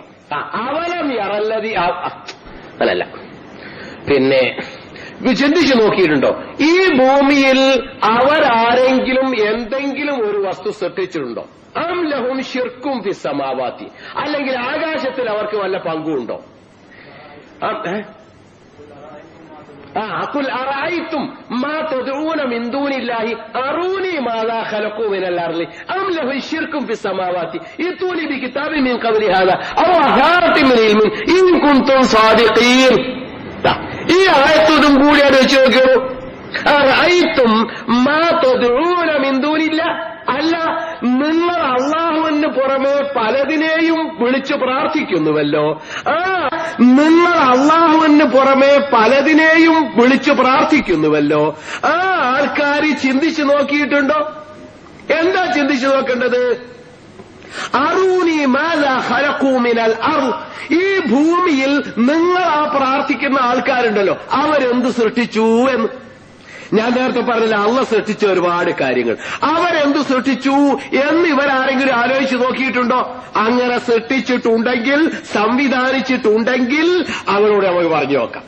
അവരാരെങ്കിലും അറൂനി ഒന്ന് കാണിച്ചു തരൂ. പറച്ചവന്റെ അവകാശവാദം നോക്കൂ. അറൂനി മാദാ ഖലഖൂ മിനൽ അർള്, ഈ ഭൂമിയിൽ അവരെന്തെങ്കിലും ഒന്ന് ഒരു പുൽത്തുറുമ്പെങ്കിലും സൃഷ്ടിച്ചിട്ടുണ്ടെങ്കിൽ ഒന്ന് കാണിച്ചു തരൂ. അല്ല ആകാശത്തിൽ അവർക്ക് വല്ല പങ്കുണ്ടോ? സൂര്യ, ചന്ദ്ര, നക്ഷത്രാദികൾ, ഗോളങ്ങൾ, ഉപഗ്രഹങ്ങൾ, ഗ്രഹങ്ങൾ ഇവയിൽ ഏതെങ്കിലും ഒന്ന് സൃഷ്ടിക്കുകയോ ചലിപ്പിക്കുകയോ ചെയ്യുന്നതിൽ അവർക്ക് വല്ല പങ്കുണ്ടോ? ഒന്ന് പറഞ്ഞു തരൂ. ഈ തൂനി കിതാബ് മീൻ ഖബ്ലി ഹാദാ, ഇപ്പോ നിങ്ങൾക്ക് ഇങ്ങനെ പറഞ്ഞു തരാൻ കഴിയൂലെങ്കിൽ ഇന്ന കിതാബിലുണ്ടായിരുന്നു. 200-ൽ ചില കിതാബുകൾ ലോകത്ത് വന്നിട്ടുണ്ട്. അത്രേ അങ്ങനെ അറിയപ്പെടുന്നത്. ഏടുകൾ അതിന് പുറമെയും എന്ന് പറഞ്ഞാൽ ചെറിയ ബുക്കിലെറ്റുകൾ അതിന് പുറമെയും. ഇത് വലിയ മഹത്തായ കിതാബുകൾ, പിന്നെ ചെറിയ ചെറിയ ബുക്കുകൾ അങ്ങനെയും വന്നിട്ടുണ്ട്. 1000-കണക്കിന് 10,000-കണക്കിന്. അതിലെവിടെയെങ്കിലും ഒന്ന് പറഞ്ഞിട്ടുണ്ടോ ഇന്ന വസ്തു ഭൂമിയിൽ ഇത് അള്ളാഹ് അല്ല സൃഷ്ടിച്ച്, അല്ല ഇന്ന വസ്തു ആകാശത്തിലുള്ളത് ഇത് അള്ളാഹ് അല്ല സൃഷ്ടിച്ച്, അത് നിയന്ത്രിക്കണ അള്ളാഹ് അല്ല ഇന്ന ആളാകുന്നു? ഏതെങ്കിലും നമ്മൾ പലരോടും വിളിച്ചു തേടയില്ലേ അതിലേതെങ്കിലും ഒരാളാകുന്നു എന്ന് പറഞ്ഞിട്ടുണ്ടോ എന്നൊരു ചോദ്യം. ഇല്ലെങ്കിൽ പോട്ടെ, കിതാബും ഒക്കെ പോട്ടെ, ഏതെങ്കിലും ബുദ്ധിയുള്ള മനുഷ്യന്മാർ, അറിവുള്ള മനുഷ്യന്മാരാരെങ്കിലും പറഞ്ഞതിന്റെ വല്ല അവശിഷ്ടമുണ്ടോ? ഒന്ന് കാണിച്ചു തരാൻ. ഇന്ന മഹാൻ, ഇന്ന പണ്ഡിതൻ, ഇന്ന ഗവേഷകൻ ഇതാ ഇങ്ങനെ പറഞ്ഞിരിക്കുന്നു, ഇത് സൃഷ്ടിച്ചത് ഇന്ന ആളാണ് അള്ളയല്ല, ഇത് നിയന്ത്രിക്കുന്ന ഇന്ന ആളാണ് അള്ളയല്ല എന്ന് പറഞ്ഞ വല്ല അറിവുണ്ടോ? ഇൻ കുന്തു സാദിഖീൻ, നിങ്ങള് ചെയ്യുമ്പോ സത്യമാണല്ലോ ചെയ്യേണ്ടത്. നിങ്ങൾ പറയുമ്പോ സത്യമാണല്ലോ പറയേണ്ടതും. അപ്പൊ അല്ലാത്തവരോട് പ്രാർത്ഥിക്കുമ്പോൾ അതൊരു സത്യമായി പുലരണമെങ്കിൽ എന്തു വേണം? സത്യമായി പുലരണമെങ്കിൽ എന്തെങ്കിലും ഒന്ന് സൃഷ്ടിച്ച ആളായിരിക്കണം, അല്ലെങ്കിൽ എന്തെങ്കിലും ഒന്ന് സംവിധാനിച്ച ആളായിരിക്കണം, ഭൂമിയിൽ അല്ലെ ആകാശത്തിൽ എവിടെയെങ്കിലും. ഇതിനൊരു വല്ല തെളിവും ഇല്ല എങ്കിൽ നിങ്ങളെ എന്തൊരു കൂട്ടര് വെറുതെ ആയിട്ടുള്ളോട് പ്രാർത്ഥിക്കണം. നിങ്ങൾക്ക് എന്താ അള്ളാഹിനോട് പ്രാർത്ഥിച്ചുകൂടെ? ഇതൊന്ന് ചിന്തിച്ചു നോക്കി. ആയിട്ടുള്ളവരുടെ ചിന്തിച്ചു നോക്കുന്നില്ലേ എന്നാ അള്ളാഹിന്റെ ചോദ്യം. ഇനി ഞാൻ നേരത്തെ പറഞ്ഞ കാര്യങ്ങളും ഇതും കൂടി കൂട്ടിവെച്ചൊന്ന് ചിന്തിച്ചു നോക്കൂ നിങ്ങൾ, അല്ലേ? ഇവയെല്ലാം കൂടി ഒന്ന് കൂടി ചിന്തിച്ചു നോക്കൂ. അവസാനമായി ഒരു ചെറിയ കാര്യം കൂടെ പറഞ്ഞുതരാം. ഈ രക്ഷ എന്ന് പറയുമ്പോൾ ഞാൻ ഈ പറഞ്ഞത് മാത്രമല്ല, ഒരു ഉറുമ്പ് ഒരു മനുഷ്യനെ കടിച്ചു വേദനിപ്പിക്കാൻ അതിനെക്കൊണ്ടാവൂല. അതുകൊണ്ട് ഈ ജാതി നമ്മളെപ്പോലത്തോ അല്ലെ മറ്റു ജന്തുക്കളോ വന്നാൽ അയറ്റയുടെ കൂട്ടിലേക്ക് വന്നാൽ ചവിട്ടി അരച്ച് നശിപ്പിച്ചു പോണേൻ എന്താ അയറ്റയ്ക്ക് ഒരു സംവിധാനം കൊടുത്തത്? നമ്മളെ കടിച്ച് തൊലി പൊട്ടിച്ചിട്ട് മൂട്ടിൽ ഒരു ആസിഡ് പ്ലാന്റ് ഡയമണ്ട് ലേശാട് പമ്പ് ചെയ്തേക്കുക, ചുട്ട് പൊള്ളിയിട്ട് മനുഷ്യൻ ഓടും. കടിച്ചാ വേദന ആവൂല. കടിച്ചിട്ട് തൊലി പൊട്ടിക്കുക, എന്നിട്ട് ഈ ആസിഡ് അടുക്ക് പമ്പ് ചെയ്യുക. പുളിയുറുമ്പ് അത് ഇത് കട്ടുറുമ്പൊക്കെ അല്ലേ, ഒക്കെ അങ്ങനെയാണല്ലോ വേദനിപ്പിക്കുന്നത്, അല്ലേ? ഇതൊരു സാമർത്ഥ്യം. പിന്നെ ഇത്ര പോകുന്ന ഒരു പാമ്പ് എനിക്കാണെങ്കിൽ വിരലോട്ട് തോടിയാട്ടക്കാലേ ഉള്ളൂ. ഏത് പിന്നെ ഇത്ര തടിയും നിങ്ങളെപ്പോലെ ആരോഗ്യവും ഗുസ്തിയും ഒക്കെ അറിയാവുന്ന ആൾക്കാരാണെങ്കിലോ നോക്കിയാൻ വേണ്ട, ഒരു ഊത്തേച്ചു കൊടുത്താ പാറിയാടും ആ ജാതി ഒരു പാമ്പ്. അതിനെന്തിനാ മനുഷ്യൻ പേടിക്കുന്നത്? അത് പാമ്പിന്റെ ഉള്ളിൽ ലേശ ഒരു ദ്രാവകം, ഓനിങ്ങട്ട് ഒരു പമ്പ് പോലൊക്കെ ഒരു പല്ലുണ്ട്, അതിങ്ങോട്ട് അതിൽ കൂടെ അങ്ങോട്ട് പമ്പ് ചെയ്ത് വിട്ടാൽ ലേശ അപകടം. ഓന്റെ രക്ഷാ സംവിധാനം തരക്കില്ലല്ലോ. അപ്പൊ അവരിൽ ഉണ്ടാക്കിയത് രക്ഷാ സംവിധാനം അതാ. വേറെ ചിലതിലോ ഇതൊന്നുമല്ല. ഒരു കോഴിക്കുഞ്ഞ് മെഞ്ഞാൻ ഇങ്ങോട്ട് മുട്ടയിൽ നിന്ന് വിരിഞ്ഞിട്ട് തള്ളനോടൊപ്പം ഇങ്ങനെ പോയി തുടങ്ങിയിട്ടേ ഉള്ളൂ. ഒരു മറ്റേ പരുന്തയിലെങ്ങനെ പാറിയിട്ട് തള്ള ഒന്ന് ക്രോന്ന് പറഞ്ഞാൽ മതി, 4 ചപ്പലകൾക്കുള്ളിൽ ഐറ്റങ്ങളായിട്ട് ഒളിച്ചാൽ പരുന്ത് തെരഞ്ഞാൽ കാണൂല, ഞാൻ തെരഞ്ഞാലും കാണൂല. എന്നിട്ടല്ലേ വരുന്നല്ല, അതിനേക്കാൾ ബുദ്ധിയുണ്ടല്ലോ എനിക്ക്, ഞാൻ തെരഞ്ഞാൽ കാണൂല. എന്നാ നമ്മളൊരു കുട്ടികളോട് വരുന്നതാ പുലി ഒളിക്കടാന്ന് പറഞ്ഞാൽ ഒളിച്ചാലും പുലിയല്ല, നമ്മളല്ല പുലിയും കാണും നമ്മളും കാണും. ആ ജാതിയിലല്ലേ ഒളിക്കാൻ കഴിയുള്ളൂ. അയറ്റികളെ ഒളിച്ചിട്ട് എന്താ അങ്ങനെ, അല്ലേ? എന്തൊരു രസം. അതിനൊക്കെയുള്ള സംവിധാനം പ്രകൃതിയിൽ കിട്ടിയതായിരുന്നു. ആരാ ഈ രക്ഷാമാർഗം ഉണ്ടാക്കി കൊടുത്ത്? വേറെ രസം. ഹരം പറയുമ്പോ ചിലതും കൂടെ പറയണല്ലോ രക്ഷാ സംവിധാനത്തെ പറ്റി. പിന്നെ ഈ നരിച്ചീർ എന്ന് പറഞ്ഞ കടവാതിലുണ്ടല്ലോ, ഇവൻ പിന്നെ കണ്ണോണ്ടല്ല കാണുന്നത്, ചെവിയോണ്ടാ കാണുന്നത്. എന്ന് പറഞ്ഞാൽ കണ്ണ് കെട്ടിയാൽ പ്ലാസ്റ്റർ ചെയ്താണ്ട് വിട്ടാലും മൂപ്പര് സുഖമായി പറന്നു പോയിക്കോളൂ. മൂപ്പര് തരം തരംഗങ്ങൾ ഉണ്ടാക്കുന്നുണ്ട് ഫ്രണ്ടിൽ നിന്ന്. ഒരു തരം തരംഗം പ്രത്യേക ബീപ്പിംഗ് ആണ്. അത് തിരിച്ചു വരുവാണെങ്കിൽ തട്ടിയിരി ചെവിയിലേക്ക്. അങ്ങനെ കേട്ടാൽ ആ വസ്തു തടസ്സമാണ്, കമ്പിയാണ്, വണ്ണത്തരണ്ട്, നീളത്തരണ്ട്, പൂതലിച്ചതാണ്, അല്ല പഴുത്തതാണ്, പച്ചയാണ്, ജീവനുള്ളതായ എന്തും അതിന് തിരിച്ചറിയാം ചെവിയോണ്ട് കേട്ടാൽ. ചെവി അടച്ചു വിട്ടാലോ മൂപ്പരോട് പറക്കയില്ല, ഒന്നുമില്ല, അഥവാ പറഞ്ഞാടാൻ മുട്ടി വീഴിച്ചു. അതാ നരിച്ചീർ കാണുന്നത് ചെവി കൊണ്ടാ. ഇന്നത്തെ സയൻസാണ്, ഇരിക്കട്ടെ. അങ്ങനെ പല പരീക്ഷണവും നടക്കുന്നു. അപ്പോ ഒരു പുലിച്ചാടി ഉണ്ടല്ലോ, പച്ചത്തുള്ളൻ എന്ന് പറഞ്ഞ പുല്ലിലുള്ള, ഇവർക്ക് പുല്ലിന്റെ എല്ലാ ആകൃതിയും, കയ്യും കാലും പുല്ലിന്റെ തണ്ട് പോലെ, ചിറക് പുല്ലിന്റെ ഇല പോലെ. മൂപ്പരെ വേർതിരിച്ചറിയാൻ ആർക്കും, കണ്ണോണ്ട് നോക്കണ ആർക്കും വേർതിരിച്ചറിയാൻ കഴിയൂല. മൂപ്പരെ രക്ഷാ സംവിധാനം. അതുകൊണ്ട് വേറെ എന്ത് കിളികൾ വന്നാലും മൂപ്പരാടുന്ന വെച്ചാൽ മതി, കണ്ട ഒരു കിളിക്കും തിരിച്ചറിയൂല. എന്നാൽ നരിച്ചീർ കാണുന്നത് കണ്ണുകൊണ്ടല്ലല്ലോ, ചെവി കൊണ്ടാണല്ലോ. ഓനെ തിരിച്ചറിയാൻ കഴിയും. ഓൻ വന്ന് പിടിച്ചറിയും. അതിനെന്താ മാർഗം? അതല്ലേ ഇത് രസം. മൂപ്പർക്ക് നമ്മളെ സാധാരണ ഈ ടെലിവിഷന്റെ ഏരിയയിൽ മാതിരി മൂപ്പർക്ക് ഒരു ഏരിയ ഉണ്ട്, അങ്ങനെ അങ്ങോട്ടും ഇങ്ങനെയൊക്കെ തിരിഞ്ഞു കളിക്കുന്നതാണ്. അതൊരു പ്രത്യേക തരം ഫോക്കസിൽ നിന്നിട്ട് എന്നൊരച്ചാണ്ടുണ്ടാക്കിയാൽ ഈ നരിച്ചീർ വിടുന്ന തരങ്ങളെ ബീപ്പ് ചെയ്ത് വിട്ടും. ബീപ്പിംഗ് എന്ന് പറഞ്ഞാൽ ഇങ്ങോട്ട് മുട്ടിയിട്ടാണ് തിരിച്ചു പോകണ്ടേ. അതിന് ഇങ്ങോട്ട് മുട്ടി ഒരു ഫോക്കസ് ഒന്നും തിരിച്ചു പോകില്ല. ഇങ്ങോട്ട് മുട്ടി ആ വൈഡ് സ്പ്രെഡഡ് ആയി പോവുക, ഇവിടെ ആകെ പരന്നു പോവുക ഈ ബീപ്പിംഗ് കൊണ്ട്. എന്നിട്ട് ഇവിടെ തിരിച്ചെത്തുമ്പോ എവിടെയെന്നുള്ളത് നിർണ്ണയിക്കാൻ കഴിയുന്നില്ല. അഥവാ ധരിച്ചിറങ്ങാനും ഒറ്റിയാൽ ഇതുള്ളതിന്റെ അപ്പുറത്തും കഴിക്കും വീണ്. ഒരു രക്ഷയില്ല, പിടിക്കാൻ കഴിയൂല. അതാ അതിനൊരു സംവിധാനം. അതാരെ ഉണ്ടാക്കി കൊടുത്തത്? അതോ 2ാം മഹായുദ്ധകാലത്താണ് നമ്മൾ ഈ ബീപ്പിംഗ് യന്ത്രം കണ്ടെത്തിയത്. ഒരു മനുഷ്യൻ പിന്നെ ഇതില്ലേ നമ്മളെ വയർലെസ് മെസ്സേജ് കൃത്യമായി ഇന്നയിടത്തേക്ക് എന്ന് പറഞ്ഞ് വിടുന്ന മെസ്സേജ് ഇടയ്ക്ക് വെച്ച് കട്ട് ചെയ്ത് കളയാം. ഇതിനാണ് ബീപ്പിംഗ് എന്ന് പറയും. ഇത് നമ്മൾ കണ്ടെത്തിയ 2ാം ലോക മഹായുദ്ധത്തിലാണ്. എന്നാൽ ഈ നരിച്ചീറിന്റെ ഈ തരങ്ങൾ ബീപ്പ് ചെയ്ത് വിടാൻ ഈ വിട്ടിൽ എന്ന പുലിച്ചാടി കണ്ടെത്തിയിട്ട് കോടിക്കണക്കിന് കൊല്ലായി. പുലിച്ചാടിന്റെ ബുദ്ധി അല്ലായിരുന്നാലും അത് പുൽച്ചാടിക്ക് സംരക്ഷണം നൽകിയവന്റെ ബുദ്ധിയാണ് അല്ലേ? അവർക്ക് തന്നെയല്ലേ? എന്നാ അതുവരെ എടുത്ത് ചിന്തിച്ചോളൂ. വളരെ രസകരമാണ്. രസം എന്ന് പറഞ്ഞാൽ എന്തൊരു രസം ഞങ്ങൾ വിചാരിക്കുന്നത്. ആരാണത്?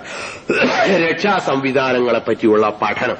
എന്തെല്ലാം രക്ഷകളാണ് അവൻ നൽകിയിരിക്കുന്നത്. റബ്ബ് എന്ന് ഓനല്ലാണ്ട് വേറെ ആരെയാ പറയേണ്ടത്? അതുകൊണ്ട് തന്നെയാണ് ഈ റബ്ബ് ഈ രക്ഷ നിങ്ങൾക്ക് ഓരോരുത്തർക്കും ഓരോ തരത്തിലും നൽകിയിട്ടുണ്ട്. ആ നൽകിയത് കണ്ണിന്റെ പുരികം വരെ ഇമ വരെ രക്ഷാ സംവിധാനമാണ്. മീശ വരെയും. അതുകൊണ്ട് മീശ പഠിച്ചു കളിയരുത് കേട്ടോ. മീശാടെ വേണം. ആവത് വരെ രക്ഷാ സംവിധാനമാണെന്ന്. താടിയും പഠിക്കരുത്. താടിയും രക്ഷാ സംവിധാനമാണ്. ഇരിക്കട്ടെ, നിങ്ങൾ സുന്നത്ത് എന്നുള്ള നിലക്ക് നീട്ടിയാലേ പരലോകത്ത് കൂലി കിട്ടുന്നു.